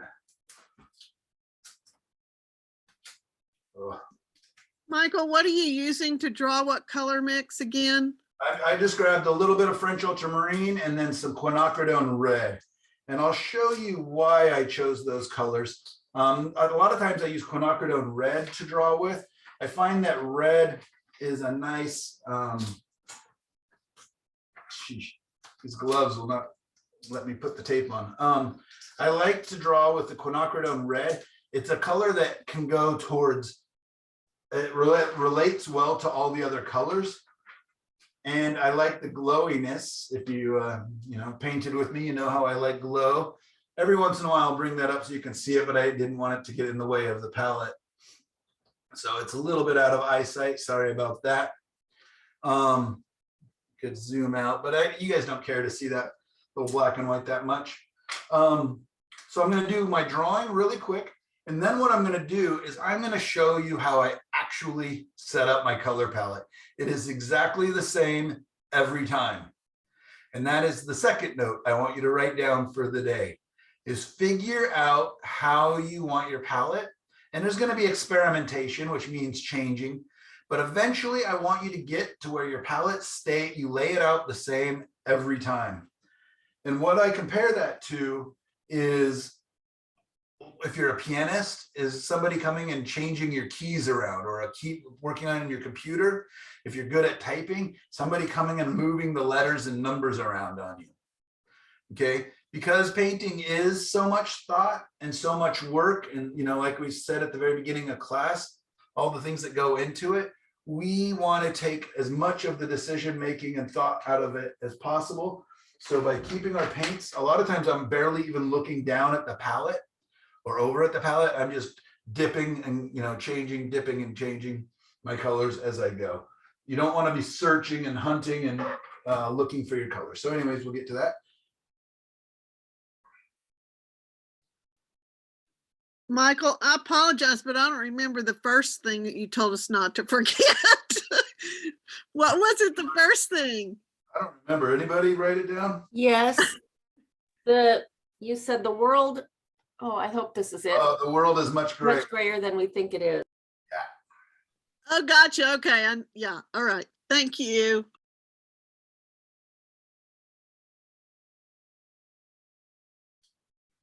There we go. Hopefully kind of the top of my hills, kind of the base of my trees. And what I'm doing is something we'll go over more in design class. And next week, we're actually going to take a step back and we're going to deal with values and design a little bit next week, just so that we're kind of all on the same page. That's actually a 8-week course that I teach, and there's never enough time, even in 8 weeks. But we need to have some of that just to move forward. So with this design, why I liked this simple little hillside here is there's actually an S curve going on back in these trees. And I'm going to take that into some of the clouds. There's these nice little shapes, these little turns that I'm going to play up a little bit.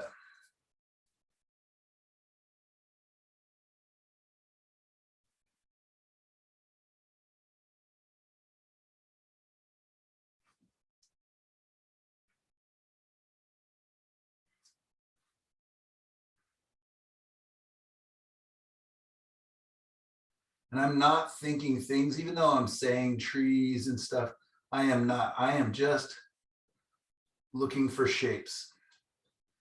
For those of you who, again, painted with me a number of times, will know that I a lot of times would do this in a subtractive style where I paint the whole thing and then come back and remove paint to create my shapes. And I'll show you some of that later on in class, other classes. But today I'm just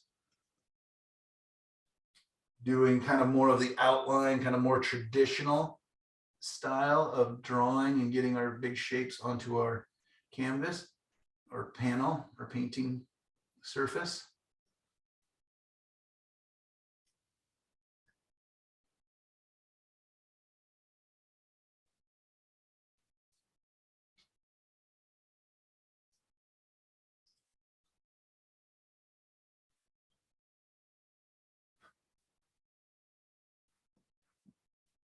I don't care if this is perfect. In fact, I am changing elements of it to make it hopefully a little more dramatic. I am always looking at my subject, my reference, and just saying, does that work? Is that necessary? That's one of the most important questions. When in doubt, take it out. Less is more in painting. One of my favorite quotes that I'm going to misquote, but I'll just say the idea of it is that a painting's not done when we've added more and more detail. It's done when we've taken out everything that's not important. When we've told the most clean and concise story that we can.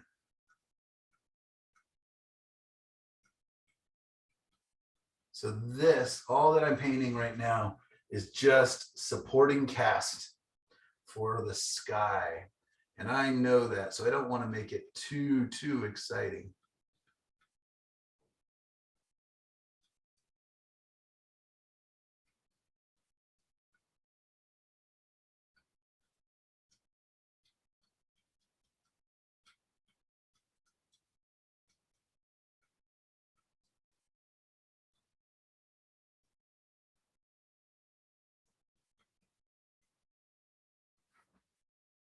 You kind of begin to see what it is I'm putting on there. So I'm just looking for big, nice, simple shapes. I'm trying to link my shadow shapes as much as possible. Let's go ahead and just kind of fill in a little bit here, getting my darks filled in. My darks give me my shape and my structure. Keeping it nice and simple. My lights are going to carry the color.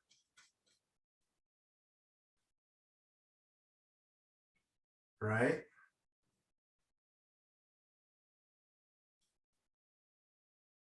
And who gets the credit when the painting is done? The colors get the credit, right? Most people will tell you they want to buy your painting, or they will buy your painting because of the beautiful colors.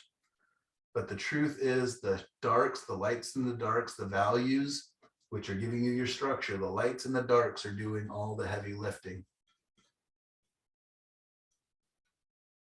So as fun as color is, the truth is the most important thing is your values.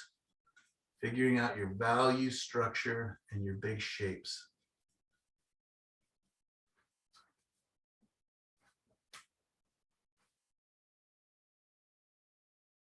So that's something I'm always saying to myself in my head. I have a lot of little quotes or whatever you want to call it that I say all the time, little mantras, and it is values do all the work, color gets all the credit. That's just to remind me that the most beautiful colors in a painting won't save a bad design, won't save bad structure.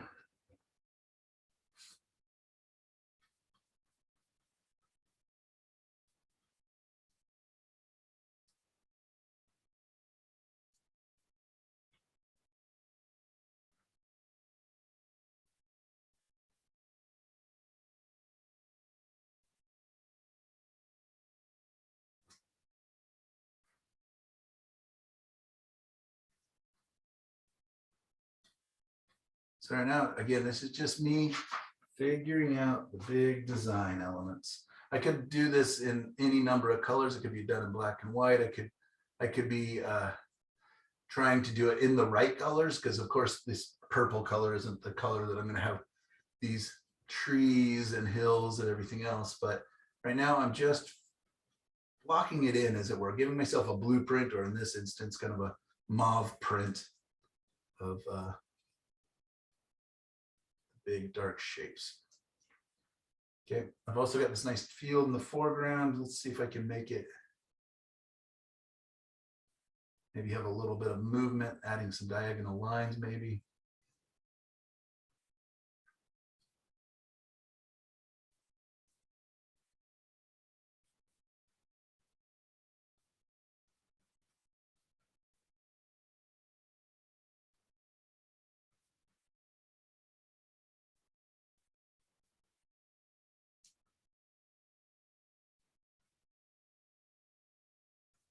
And it helps me just to keep my brain very abstracted, I'm again, just not thinking things. I want to not think things as much as possible. Just shapes, values, and colors. So in this instance, it's just lights and darks and shapes. And it's almost just a 2-value painting, isn't it? Just light and dark. So that's called a no-tan. And I'm just figuring out my big shapes. I can kind of get in here and maybe plan out my clouds just a touch this side. So I've got this kind of turn going up, this angle. So I'm going to play off that a little bit, and I'm going to let my clouds. So it kind of goes, I'm going to have this line going up, this line coming over, this line going up. Kind of everything's turning and aiming at this. So let's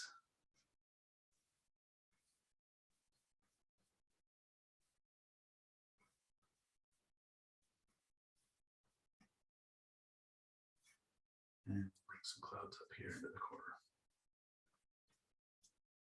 All right, I'm gonna let that sit for just a second. And I'm gonna move my colors around on my other palette. And that will give me a second to kind of not look at it. And then I can come back and judge it a little bit better. Sometimes just looking away for a little bit will help you to see. And you guys are more than welcome to kind of voice your opinions on the matter too. If you're seeing something that, man, that really is jarring and unfortunate, let me know.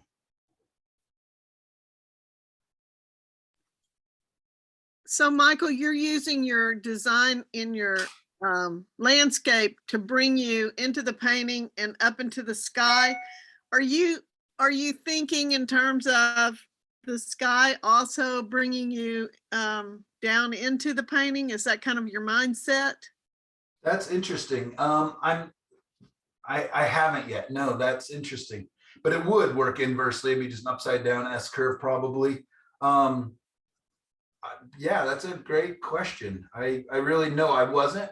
I was just thinking this is a sky painting. These are supporting characters about the sky. The sky is the diva. She is the big, belle of the ball. She's the, the show. Everybody's come to see her. This is the guy in the suit. This is the beautiful woman in her sequin dress. He's there, but nobody's looking at him. They're all here to see, her. So, he's just supporting.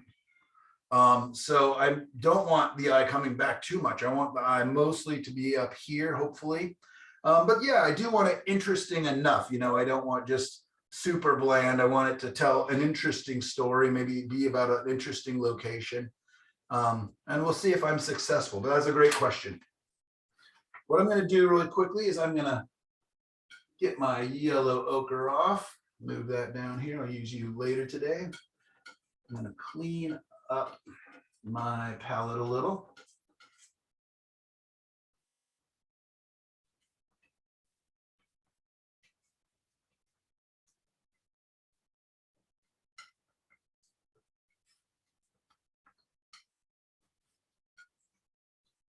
Taking off black so I don't accidentally use it.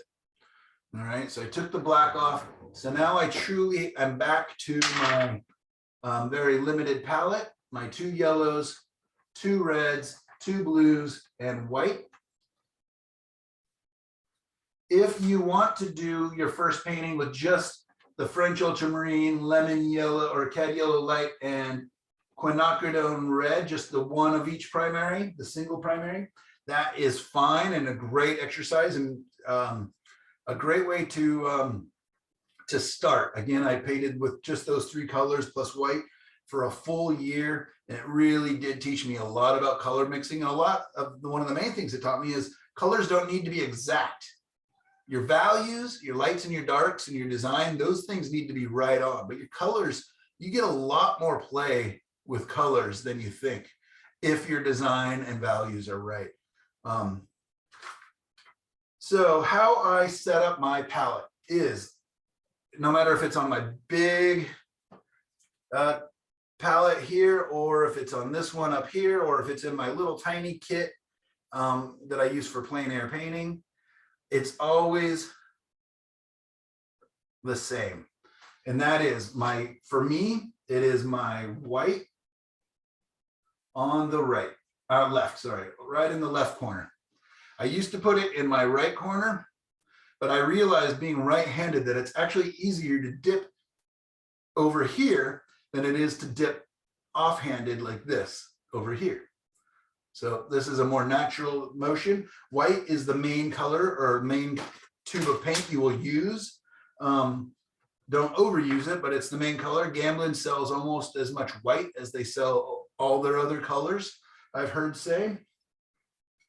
Then next to that, I have, what I'm going to do basically is I'm going to take this color wheel and I'm going to straighten it out across the top of my palette. And that just allows for the most mixing room. So then I'm going to take my lemon yellow right next to my white. Whichever yellow I'm using with that, whichever orangey yellow I'm using with that, goes right beside that yellow. All right. If I want to, I could leave a tiny bit of space. And then I'm going to put my cad red medium, my quinacridone red, my manganese, oh, no, that's not right, French ultramarine, because it's going on my purple colors. And then my manganese blue hue. All right, so you see the colors are still yellows, reds, blues, they're still in the same order.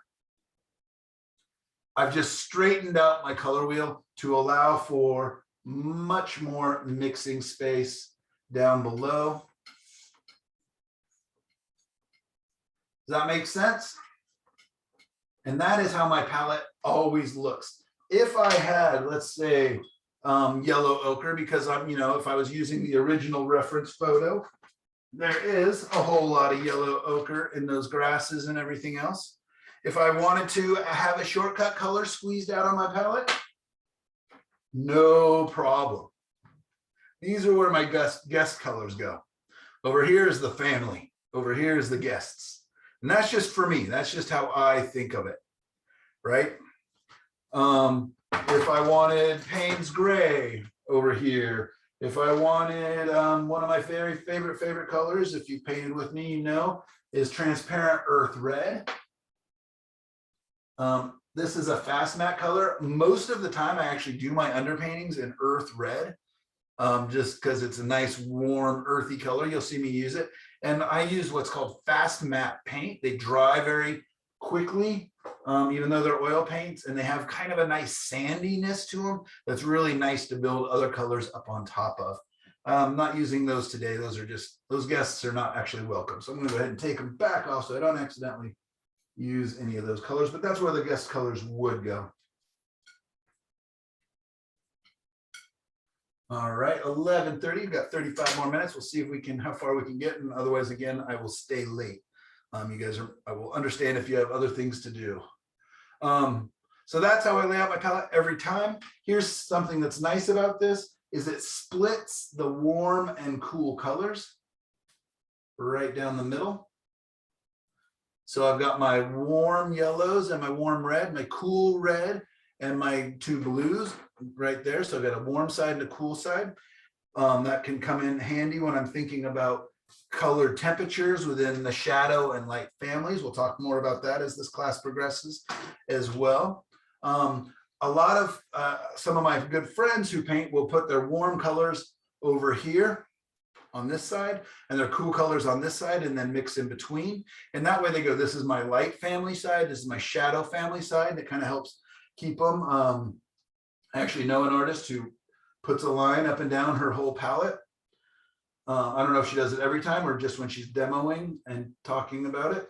And she'll kind of say, all my light family color goes over here. My cool shadow family goes over here. Never the two shall meet. It's a great way of keeping your paintings very structured, and where your darks are dark and your lights are light, and your lights may be warmer and your shadows may be cooler. Also, if you do want to use earth colors like the yellow ochre and burnt sienna, burnt umber, those colors, as I do know a lot of people will put those on one side and then their higher chroma vibrant colors on the other side. So there's lots of ways to do it. I'm not by any means saying my way is the best way, even though we all know it is. Just kidding. But that's just how I've evolved over the years. It's probably been this way for about 8 years now. And it's great. Like when I'm painting, I'm not thinking, I'm not searching for my colors. I know where they are. And another thing is a lot of times students will say, well, I'm going to paint the Sonora Desert, so I need yellow ochre and orange. And, I probably won't need French ultramarine. Or I'm going to the tropics, and so I need, I need my cobalt teal and my, all these other colors, and that's fine, add them. But these colors almost always get laid out, and for sure it's this color, and this color are basically 90% of the time on my palette.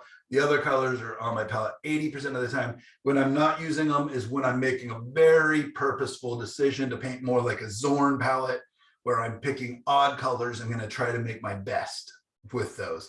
And I'll do those as challenges.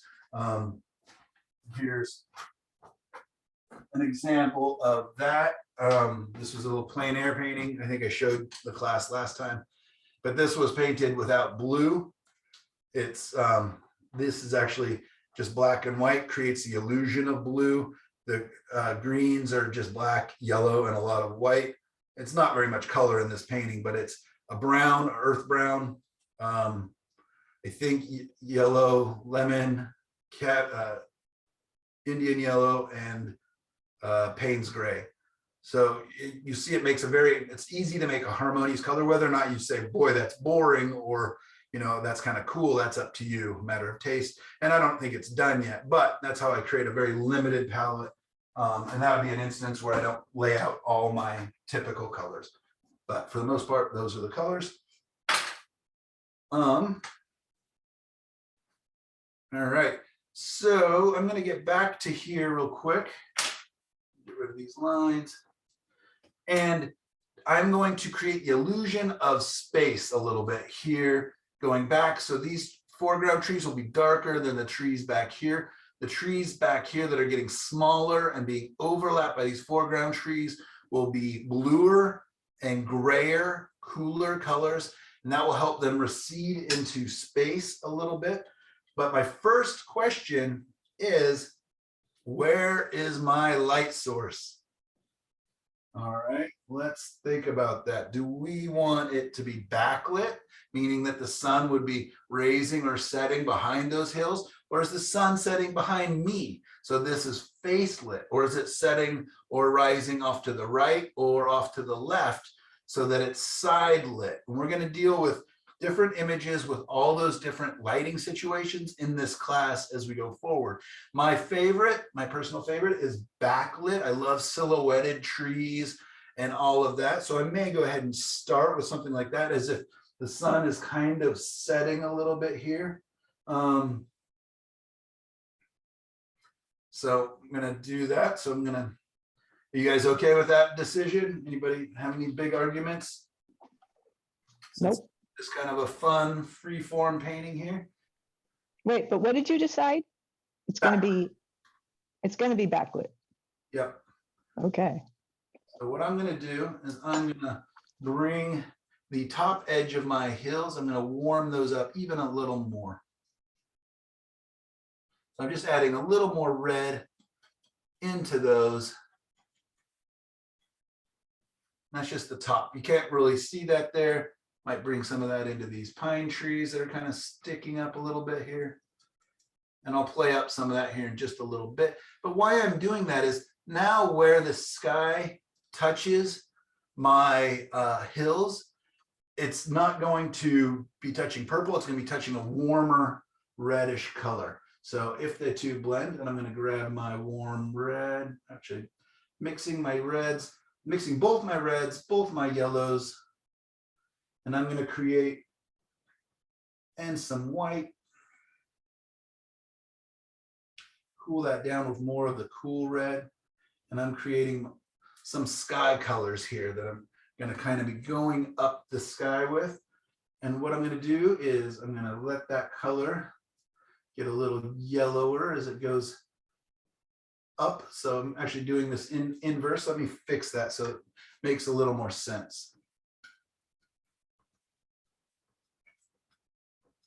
I'm going to pre-mix some of my colors. And this is oftentimes what I'll do. And why I'm doing it over here versus on here is I'm going to get to see, how do these colors play before? Like, do they just look like nice colors together? So I've made this kind of nice peachy, pinky color. And I'm thinking that's kind of along my horizon line color, because the sky is going to be a little darker low, then it's going to go up, get lighter, and then it's going to go to a darker blue up at the top.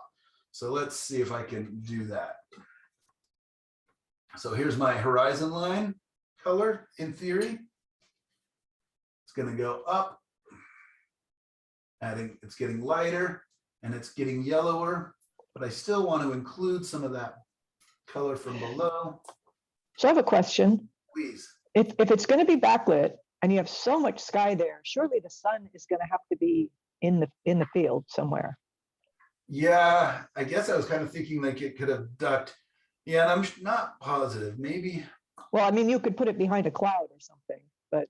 Yeah, that's kind of what I was thinking, is almost putting it like here or here.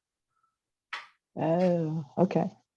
But it could be off camera too. It could be, but it's back. But not if it's backlit, then it would be side lit. It could be behind the tree, literally dipped, but then I won't have any light hitting the trees.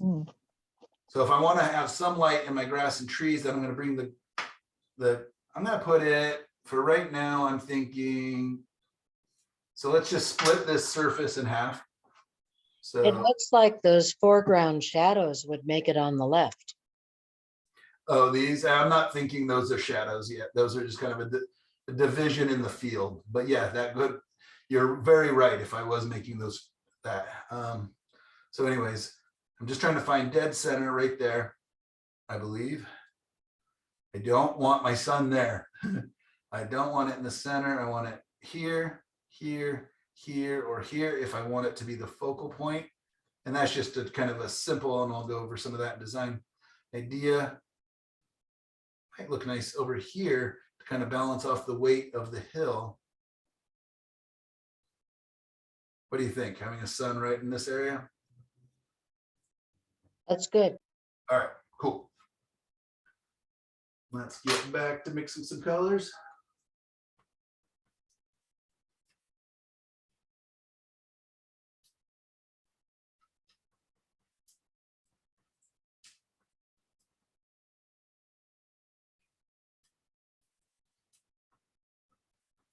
I love kind of letting them snake off like this a little bit. So I can see how they touch and relate. So a lot of times when I'm mixing my colors, they're all kind of, you can see the gradations.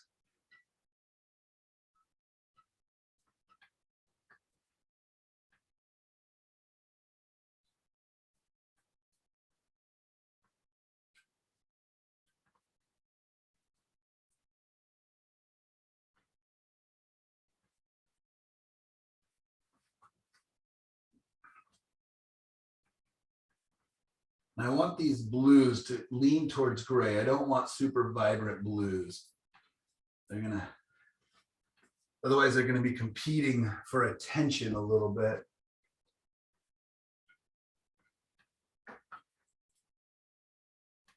So I'm adding a little bit of blue, a little bit of kind of orange to that blue.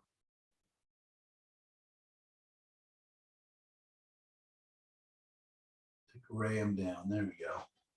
You see how that happened? By adding a little bit of orange, I added both red and yellow to the blue up above. It was about that same color, and then it grayed down. So I'm kind of liking that. We're also going to have some purple clouds in there, possibly. Nothing is set in stone. I'm just testing everything right now, seeing how these colors would play together. So there is purple, but so bright, right? Too vibrant for this, I think. So I want to gray that down. For some of you, you'd be like, not vibrant enough. That is totally fine. I am not here to be the color police at all. If color or vibrancy or purple or whatever, you know, my favorite colors are the peachy colors. If yours are purples and whatnot, and you want to go light it up with the purple, that's awesome. But thinking color wheel again, what's the opposite of purple on the color wheel? Yellow. Yellow. So I grabbed a touch of yellow, just a little. Now blend that in, and it will gray that purple down. Okay, so it's just kind of telling that purple to quiet down just a little bit, calm down, maybe just a touch more.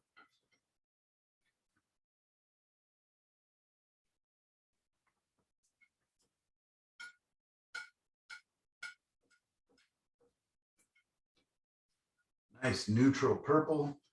And then I'm actually going to bring some of this salmon color on top of that, on top of those clouds where the light's hitting them.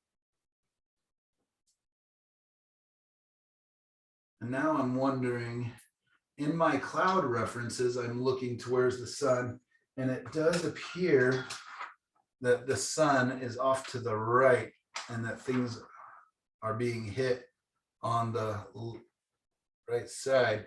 So I have to kind of decide, maybe I do want it side lit if I want to go with those clouds.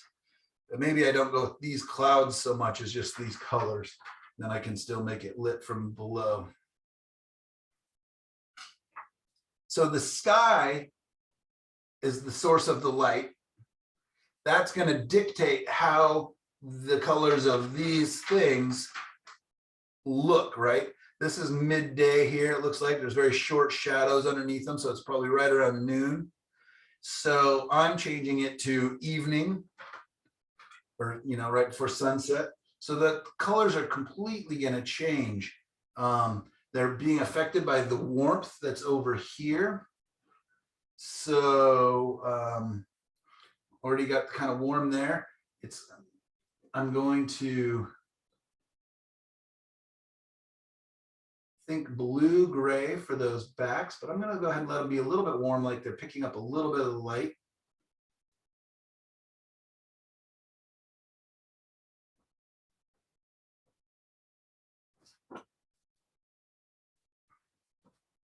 Let's gray that down and cool it down so I have more blue. Touch of yellow. There we go. That's nice. And then it's going to get a little bit darker as it comes towards us. Not that dark. So this is kind of the trees on the hills. Not too much white there.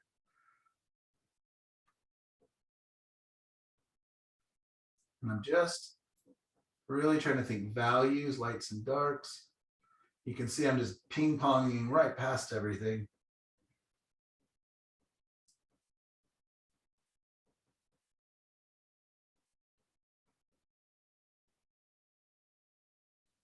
Okay, now let's get into the shadows in the foreground trees. They're going to be quite dark.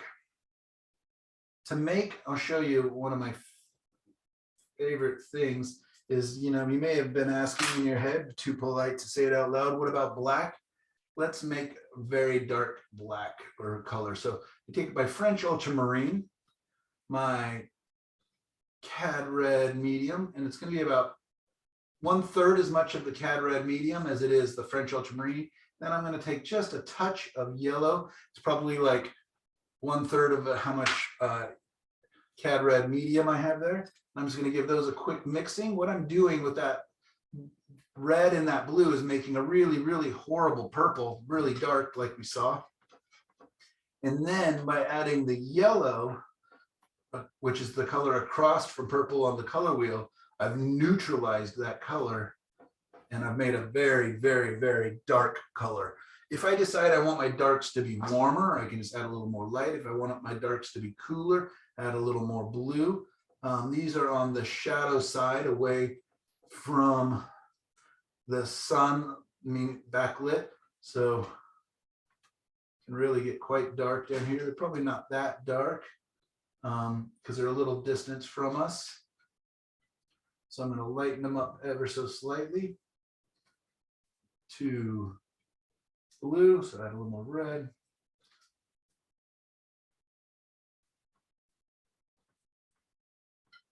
Is this kind of thought process making sense, you guys? How I kind of go about bending the color and thinking about the color as I'm trying to make it? Yes, it's helpful. Okay, great. All right, we've got our trees and hills. We've got our sky. So what else do we need? The Our field. fields, yeah. So they are going to be catching some light. The sun is high enough that it is catching some light in here. And it's kind of a warm this. So I'm going to think yellow ochre like we did.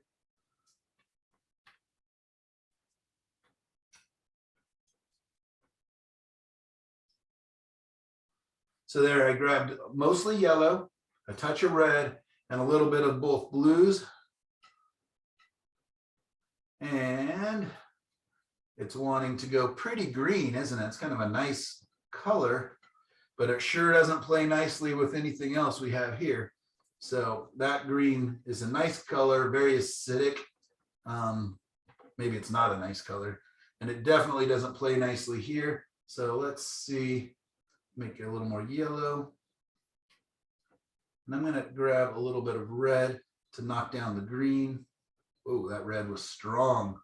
See how sometimes just a little bit of color goes a long ways. but we're getting closer to kind of what I was after. Let's get back some of that yellow again.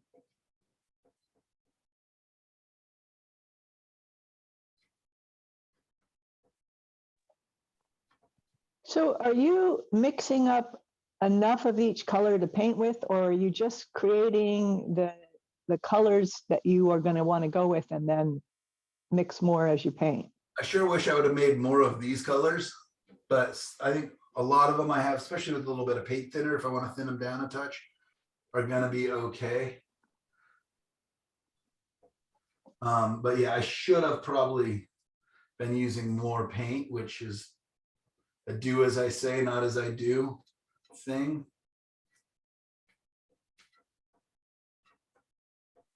I never know whether it's which side to err on, because if you mix too much, then then I find I just want to use it all up. So I put all the paint on my canvas.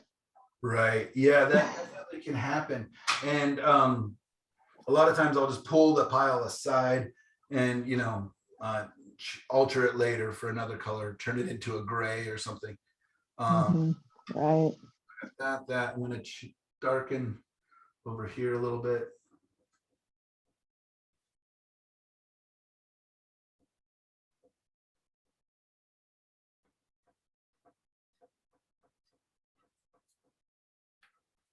So I kind of got a number of different field colors there. Got a number of sky colors, number of tree colors, and a number of cloud colors. Not a number, but two. I guess two is a number. All right, let's get covering. Let's see. Let's pretend we're going to finish the class at noon. That gives me 12 minutes. But I'm not actually going to end. I'm not going to be done, but let's just see what I can do in 12 minutes. I've got my design. I've got my colors. I've got my idea. How far can I get in 12 minutes? Let's see.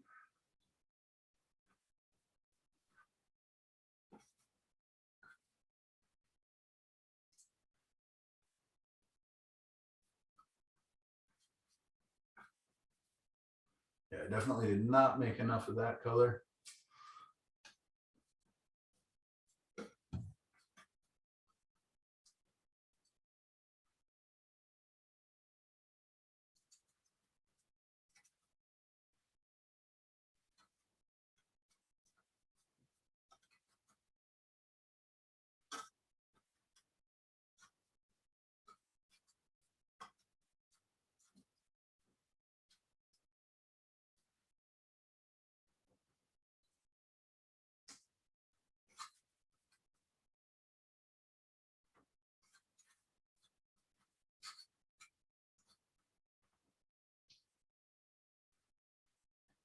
Yeah, so definitely would have loved to have mixed bigger piles.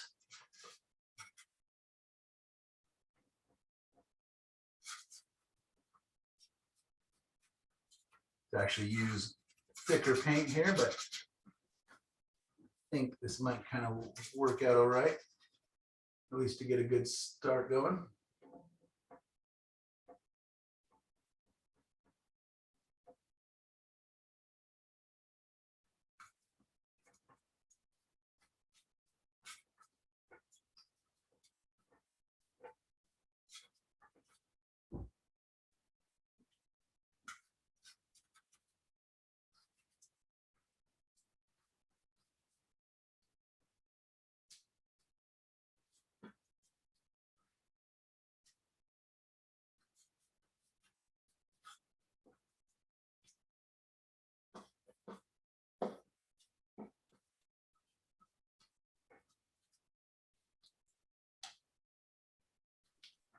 Michael, are you usually painting with that size brush? It seems small. Huh? Oh, wait, it isn't as small as I thought. Okay. Yeah, it's a size 6 or an 8. I don't know, the writing's been wiped off it. It's a size 6. So yeah, it's a little bit on the small size for me. Just not one of the shop brushes that I typically use. Do you think about the direction and or perspective of the clouds as you go? I do, yeah, because I want to keep this kind of S shape going in here, and I'm going to use the clouds to do that. So yeah, it's kind of turning, going up here.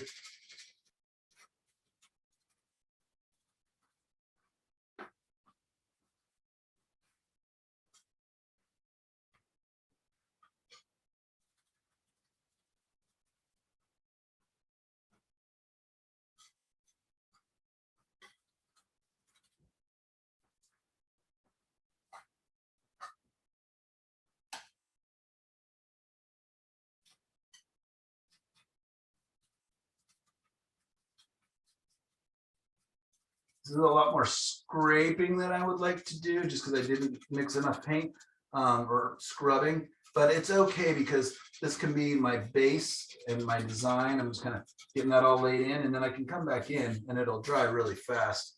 Like by tomorrow, I'll be able to come back in and paint on here if I wanted. That's quite a bit darker than I want in the sky there, so I'm just going to go ahead and lighten that up.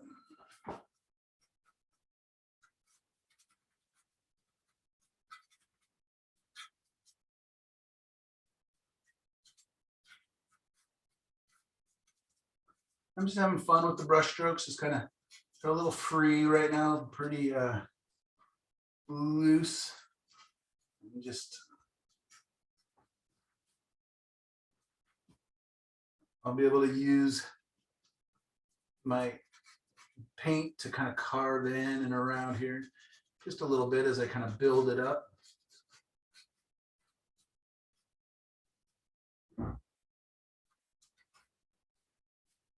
Sorry about getting in the way there, kind of makes it go out of focus for a little bit.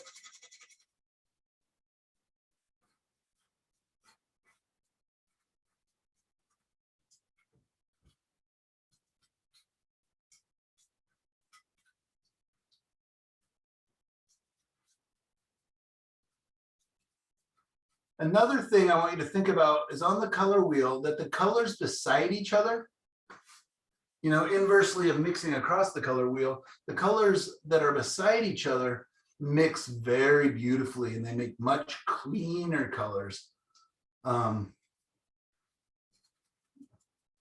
So I'm thinking about that as I'm coming down, like, and I'm wanting my sky to kind of start to warm up and lighten up, is I don't probably want to be bringing in as much blue into my oranges or into my pinks.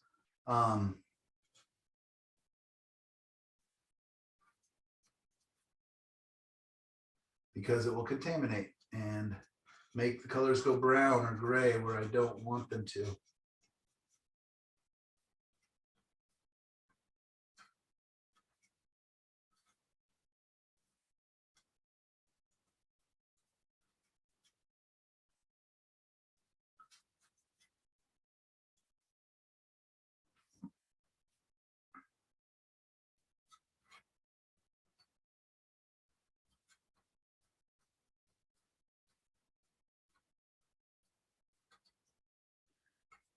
And Michael, I have a question. Since this is about the sky and not about the land, are you purposefully going to think in terms of painting your sky first so that you can make the land relate better? 100%. Yeah. Very great observation. Yeah, that is totally right. The sky is dictating my colors of my land, not the inverse. A lot of people do land and sky last. And a lot of times I will kind of come in and do the sky again because I can use the sky to carve out shapes, right? Like sky holes and different things like that. So it's not like an either or. It's not like once I finish the sky, I'm done with the sky and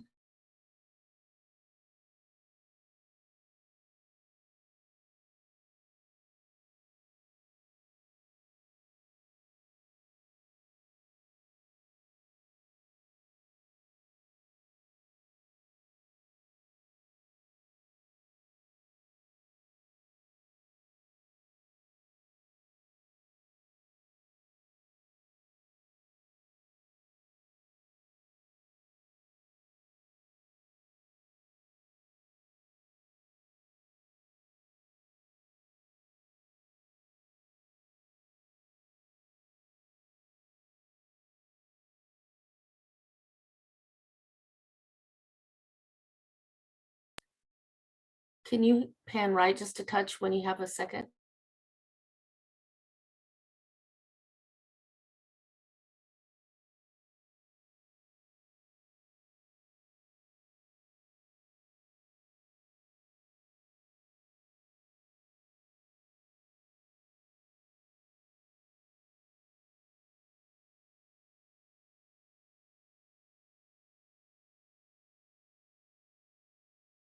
We're not able to see the right edge of your painting.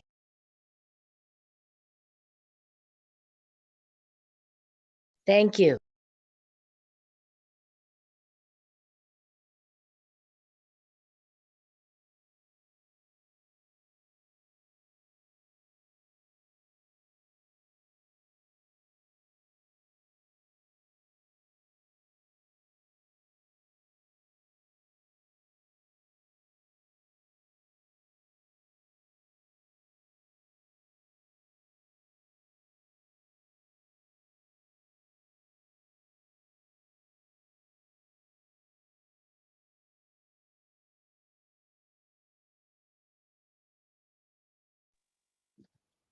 So what color are you putting in there on the edge of the clouds?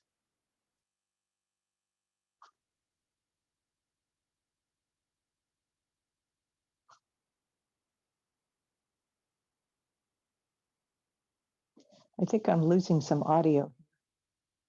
He pointed to the peachy one.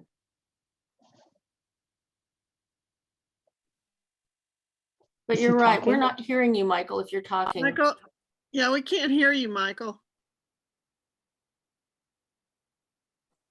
I can't hear him either. Okay, it's not just me then. I also can't hear him.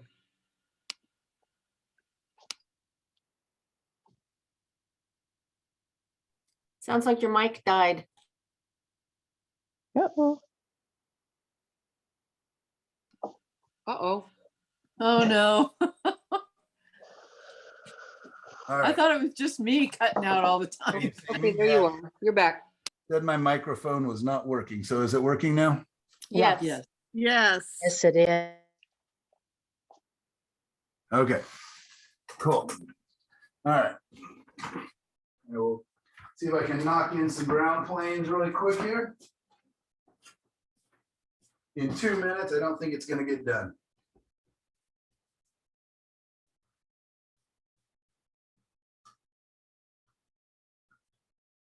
You didn't know you were doing a quick draw challenge today, huh? Yeah, quick draw start. We'll think of it that way, not as a finished painting by any means.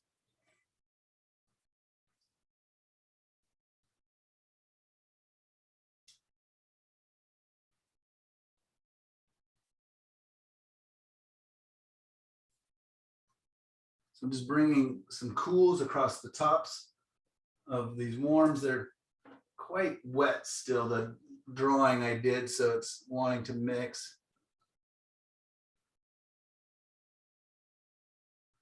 A lot.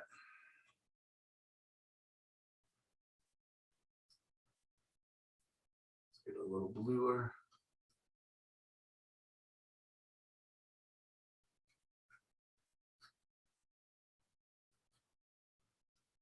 But yeah, it's interesting how much work in painting gets done before you even really bring the brush to the canvas. If you're willing to kind of think it out, you know, make your plan, make your design, get your values established, pre-mix your colors, then it almost feels kind of like it's just so fun.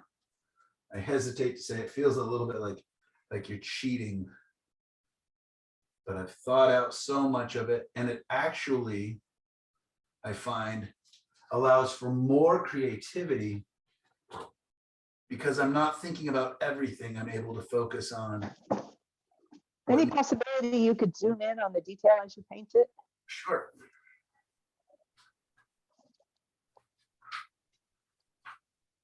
Where did I do the?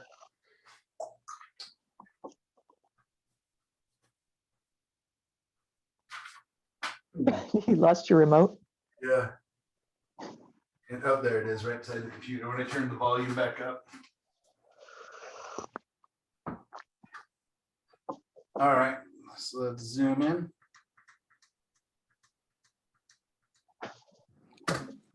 Michael, because this is the first time I'm with you, I'm wondering, do you normally paint layers with drying time in between? It really depends. That's a great question. I do often like to do some, but I do also like alla primo, you know, painting all at one time. But I'm not afraid to go back into a painting and work it out more.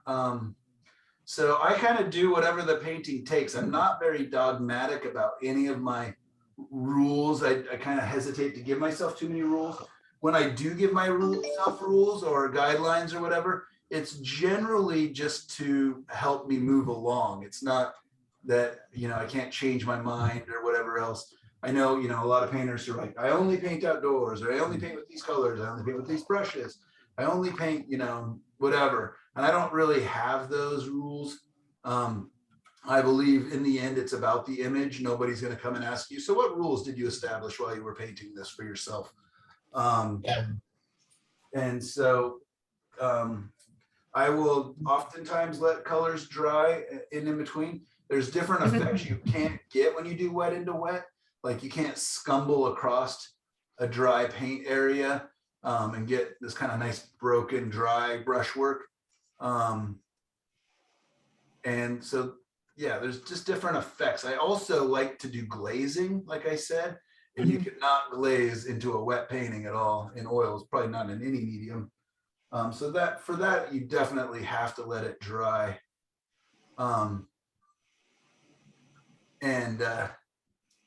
Yeah. So different things. And then also I'll think like I'm done with the painting, or, you know, I'll just kind of wait to see how I feel about it.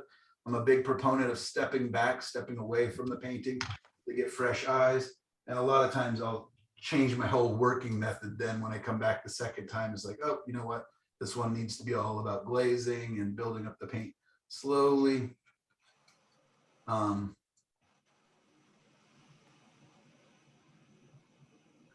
So I'm just covering areas really quickly. I mean, you can see it's pretty messy, but hopefully it's got a nice kind of a feeling to it. It's getting the essence of kind of what I'm after.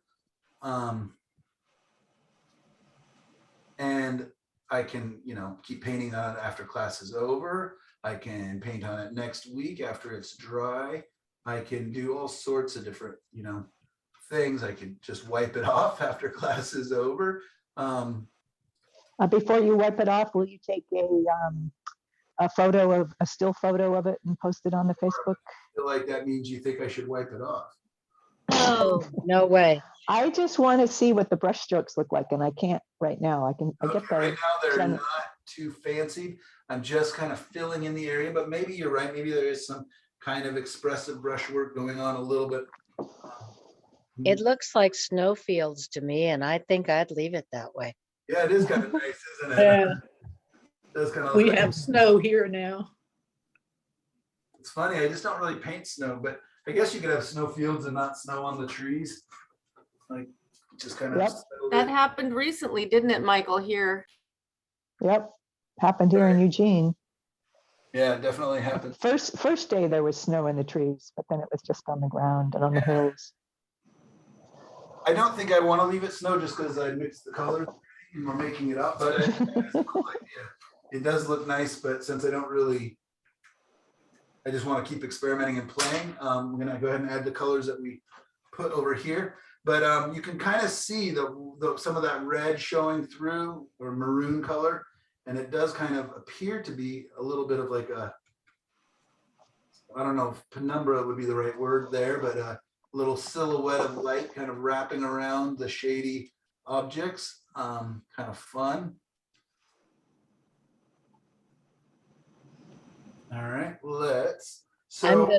I'm gonna go on record as saying I don't like those field colors at all that you mix, and I'm gonna really be surprised if they work out well, because it wouldn't be what I'd pick at all. Okay, what would you pick? I think I'd put a little bit more of the red in them, a little bit, you know, cool them down just a tiny bit. It's me. you know, I'd really love to see what you do, because that's why I'm in this class. You know what you're doing, I don't. Right, but I do think it could go redder. I'm gonna second that emotion or whatever. I agree. I don't like your ground colors at all. Now I'm liking it. Now I'm liking it. This peach, or this kind of whatever that color is, kind of a gold, rosy, dusty gold here. Yeah, and but remember Yeah. the camera is doing all kinds of weird color balancing, so the colors we see might not be what Uh-oh. Michael's seeing. But to me, it'd be nice to have some of both. Maybe You're use right. it, Sure. you know. And it's interesting that there's not going to be any green in this painting. Yeah, that is weird. I can bring some green across the tops of the trees here just a little bit. So let's just see what happens. I think it needs to be lighter. It looks so light.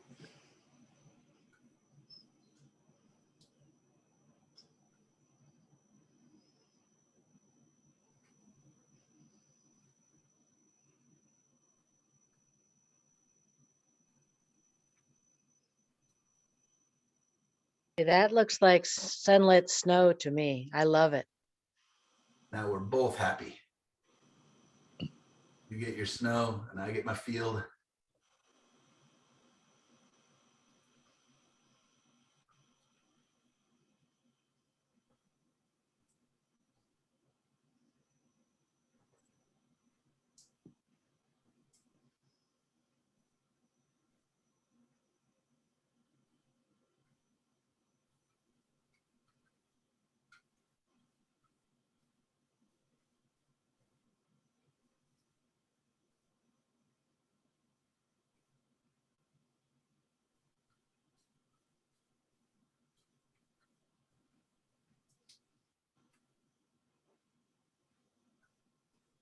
Yeah, maybe these, I could bring some green into these fields a little bit. Green might play nicely with those purples, the kind of mauves that are showing up in there. Let's go ahead and take it towards green slightly.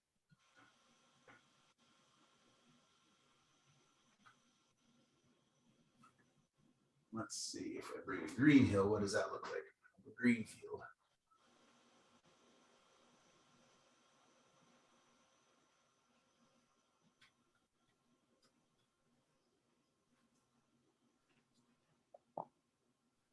Might be a little too light. Let's get that a little bluer, cooler.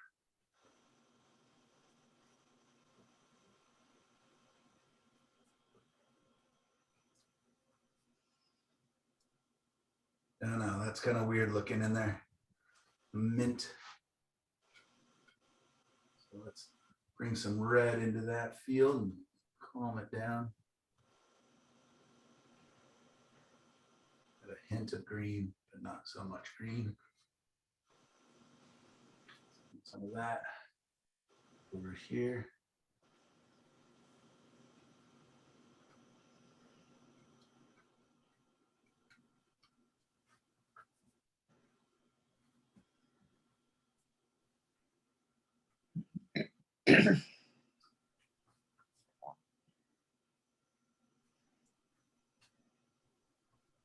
And we also are seeing that very purple in the foreground. So it's probably adjusting how green the green looks to our eyes at the moment.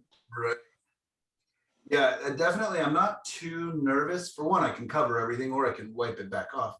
For two, like you said, yeah, all colors are adjusted. All colors, that's number 3, write that one down. All colors are relative. All right. Remember, if you were in the class last time, when we were looking at artists' paintings and selecting colors out of them and moving them around, and how a color would be one color in one spot and a completely different color as we dragged it and moved it around the painting.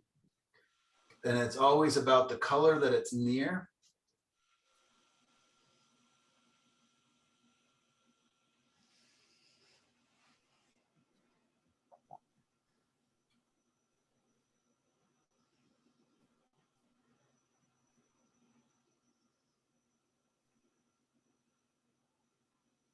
Yeah, so right now I could really literally say this is just, you know, the beginning of the painting.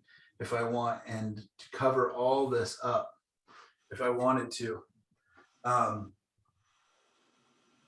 And I'm still just kind of establishing colors, establishing design.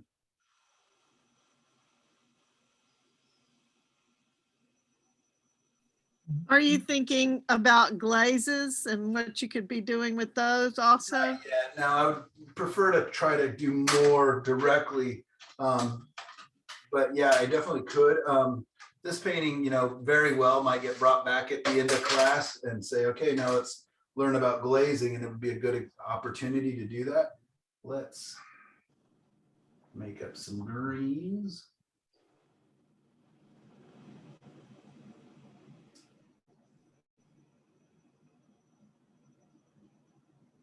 And I'm gonna give my tree some shape now.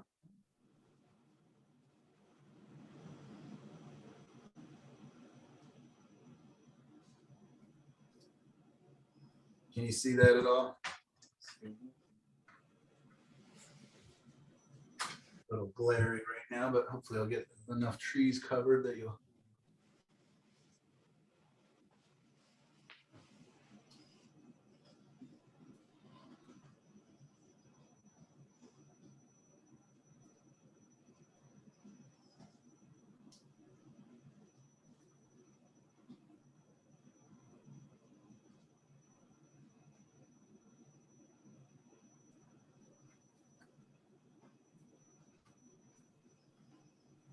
Just kind of breaking up some of those shapes, the dark shapes, by just kind of bringing a little bit of half light into them.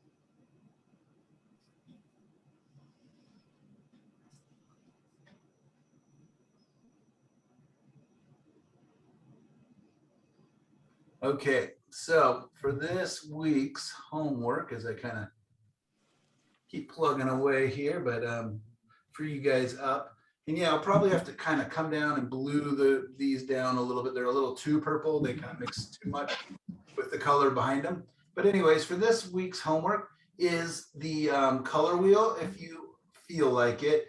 If you haven't done it before, or you could use one in your studio, or you want to experiment a little bit with some of these new colors, it's definitely a good thing to do, but I don't want to, you know, if you've done hundreds of them, or you I did it last year, don't need to do it again.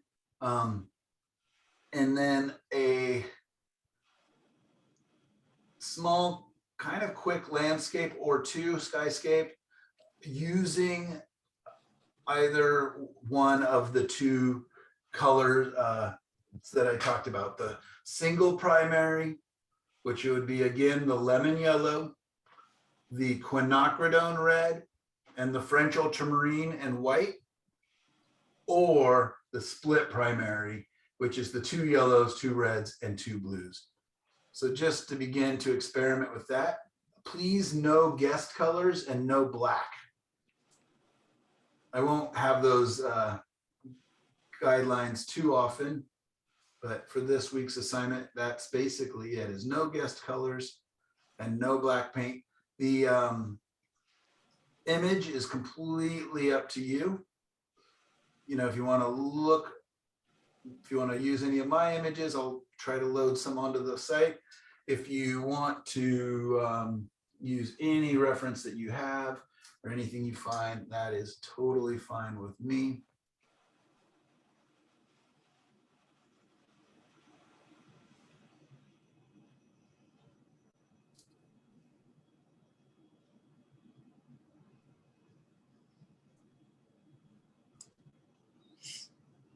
Yeah, and I'm definitely gonna probably have to go back in and make this background not quite so purple.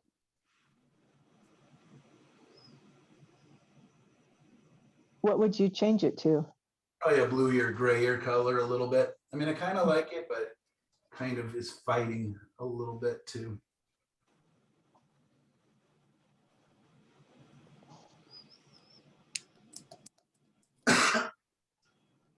You can't really see the sun too much in there. Let's see if I make it a little lighter.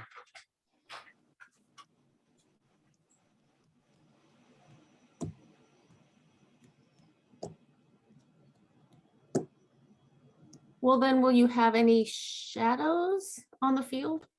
Right, that's what I'd probably have to decide. You're right, is it probably would need some shadows coming down, and I would just aim them kind of away from the light.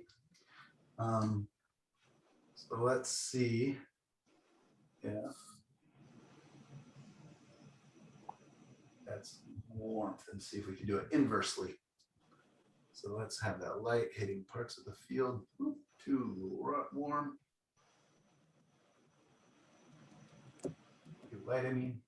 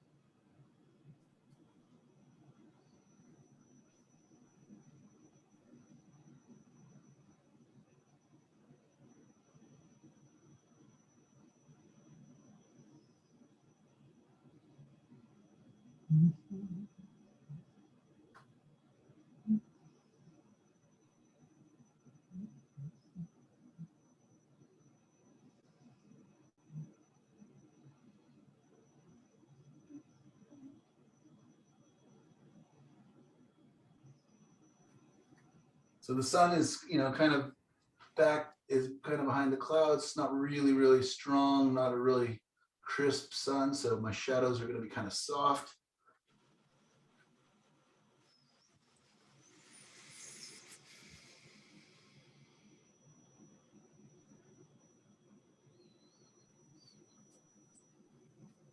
Can you see the shadows at all? Not really, huh?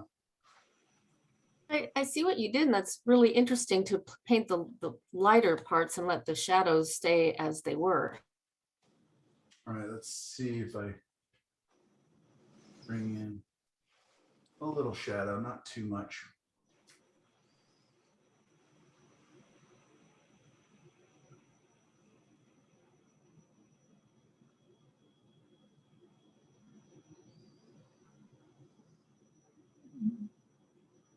If I can touch dark with that.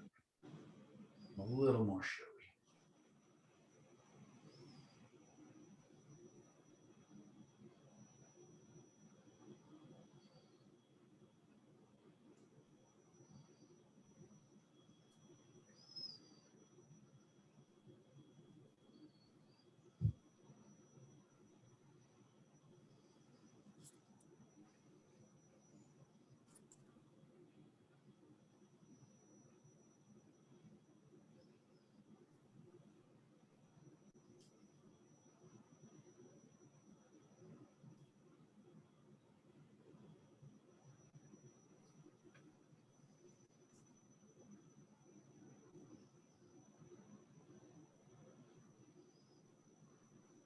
I'm just kind of butting those shadows up against the back sides of the trees.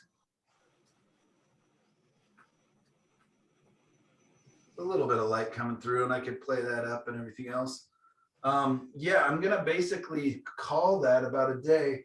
And what I will do before I shut off the camera is I am gonna just kind of see what happens if I add more blue and gray back there, cool this area down. But you are more than welcome. So everybody understand the homework? Yes. All right, everybody excited about the homework? Yes. Yeah. It's too bad I have like 5 other things to do right now. So let me just, I've been making notes. Let me just summarize what I think your strategy was. You start with a toned canvas. You mixed a bit of dark transparent color for your sketch. You thought about where the light was coming from. You mixed the colors you were intended to use on the palette. And then you applied the paint. Wow. Does that sound about right? Did I miss anything? I think that's right. Anybody else have anything to add there? I think that's a great summation kind of the steps. Yeah, you know, planning the design, planning the image, then planning the colors.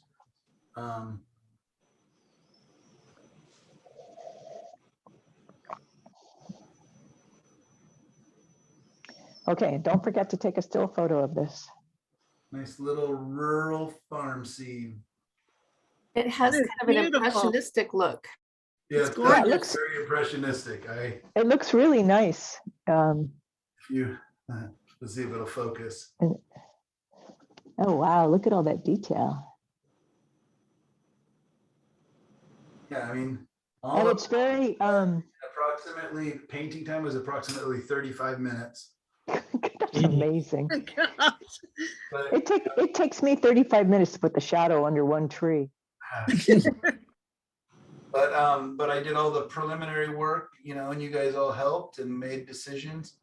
And it's a great start, right? I mean, I can paint and paint and paint on this all I want. I don't like these weird woo lines underneath. I want to come through and straighten those out. There's a lot of things, but a lot of times I just want to get it far enough so that I can begin to judge. No, it's a little bit Van Gogh-y, you know, it's those wavy lines. It's not Yeah. bad. I love those trees on the left. Yeah, Yeah, my those little look- poplars. Those look Yeah. so Italian. Yeah, and I just kind of took a whole bunch of pine trees that I thought were a mess. But I like that they overlap the background and just thinned them out, you know, and I also wanted there to be openings and stuff and everything else. Do you guys want me to share this reference landscape with you guys? Anybody interested in playing with that at all? Or Yes, please. all right, I'll throw it onto the Facebook page. I get that done. And yeah, let's call it a day, you guys. I'm going to come over and switch back to the computer. Sorry about technical difficulties that we had, and you know, my whole somehow us all losing it and getting off. And I would love to thank the new students, and hopefully you guys enjoyed it. If you have any notes or questions for me, feel free to email me or call me, and my number's on the emails. I don't mind getting phone calls.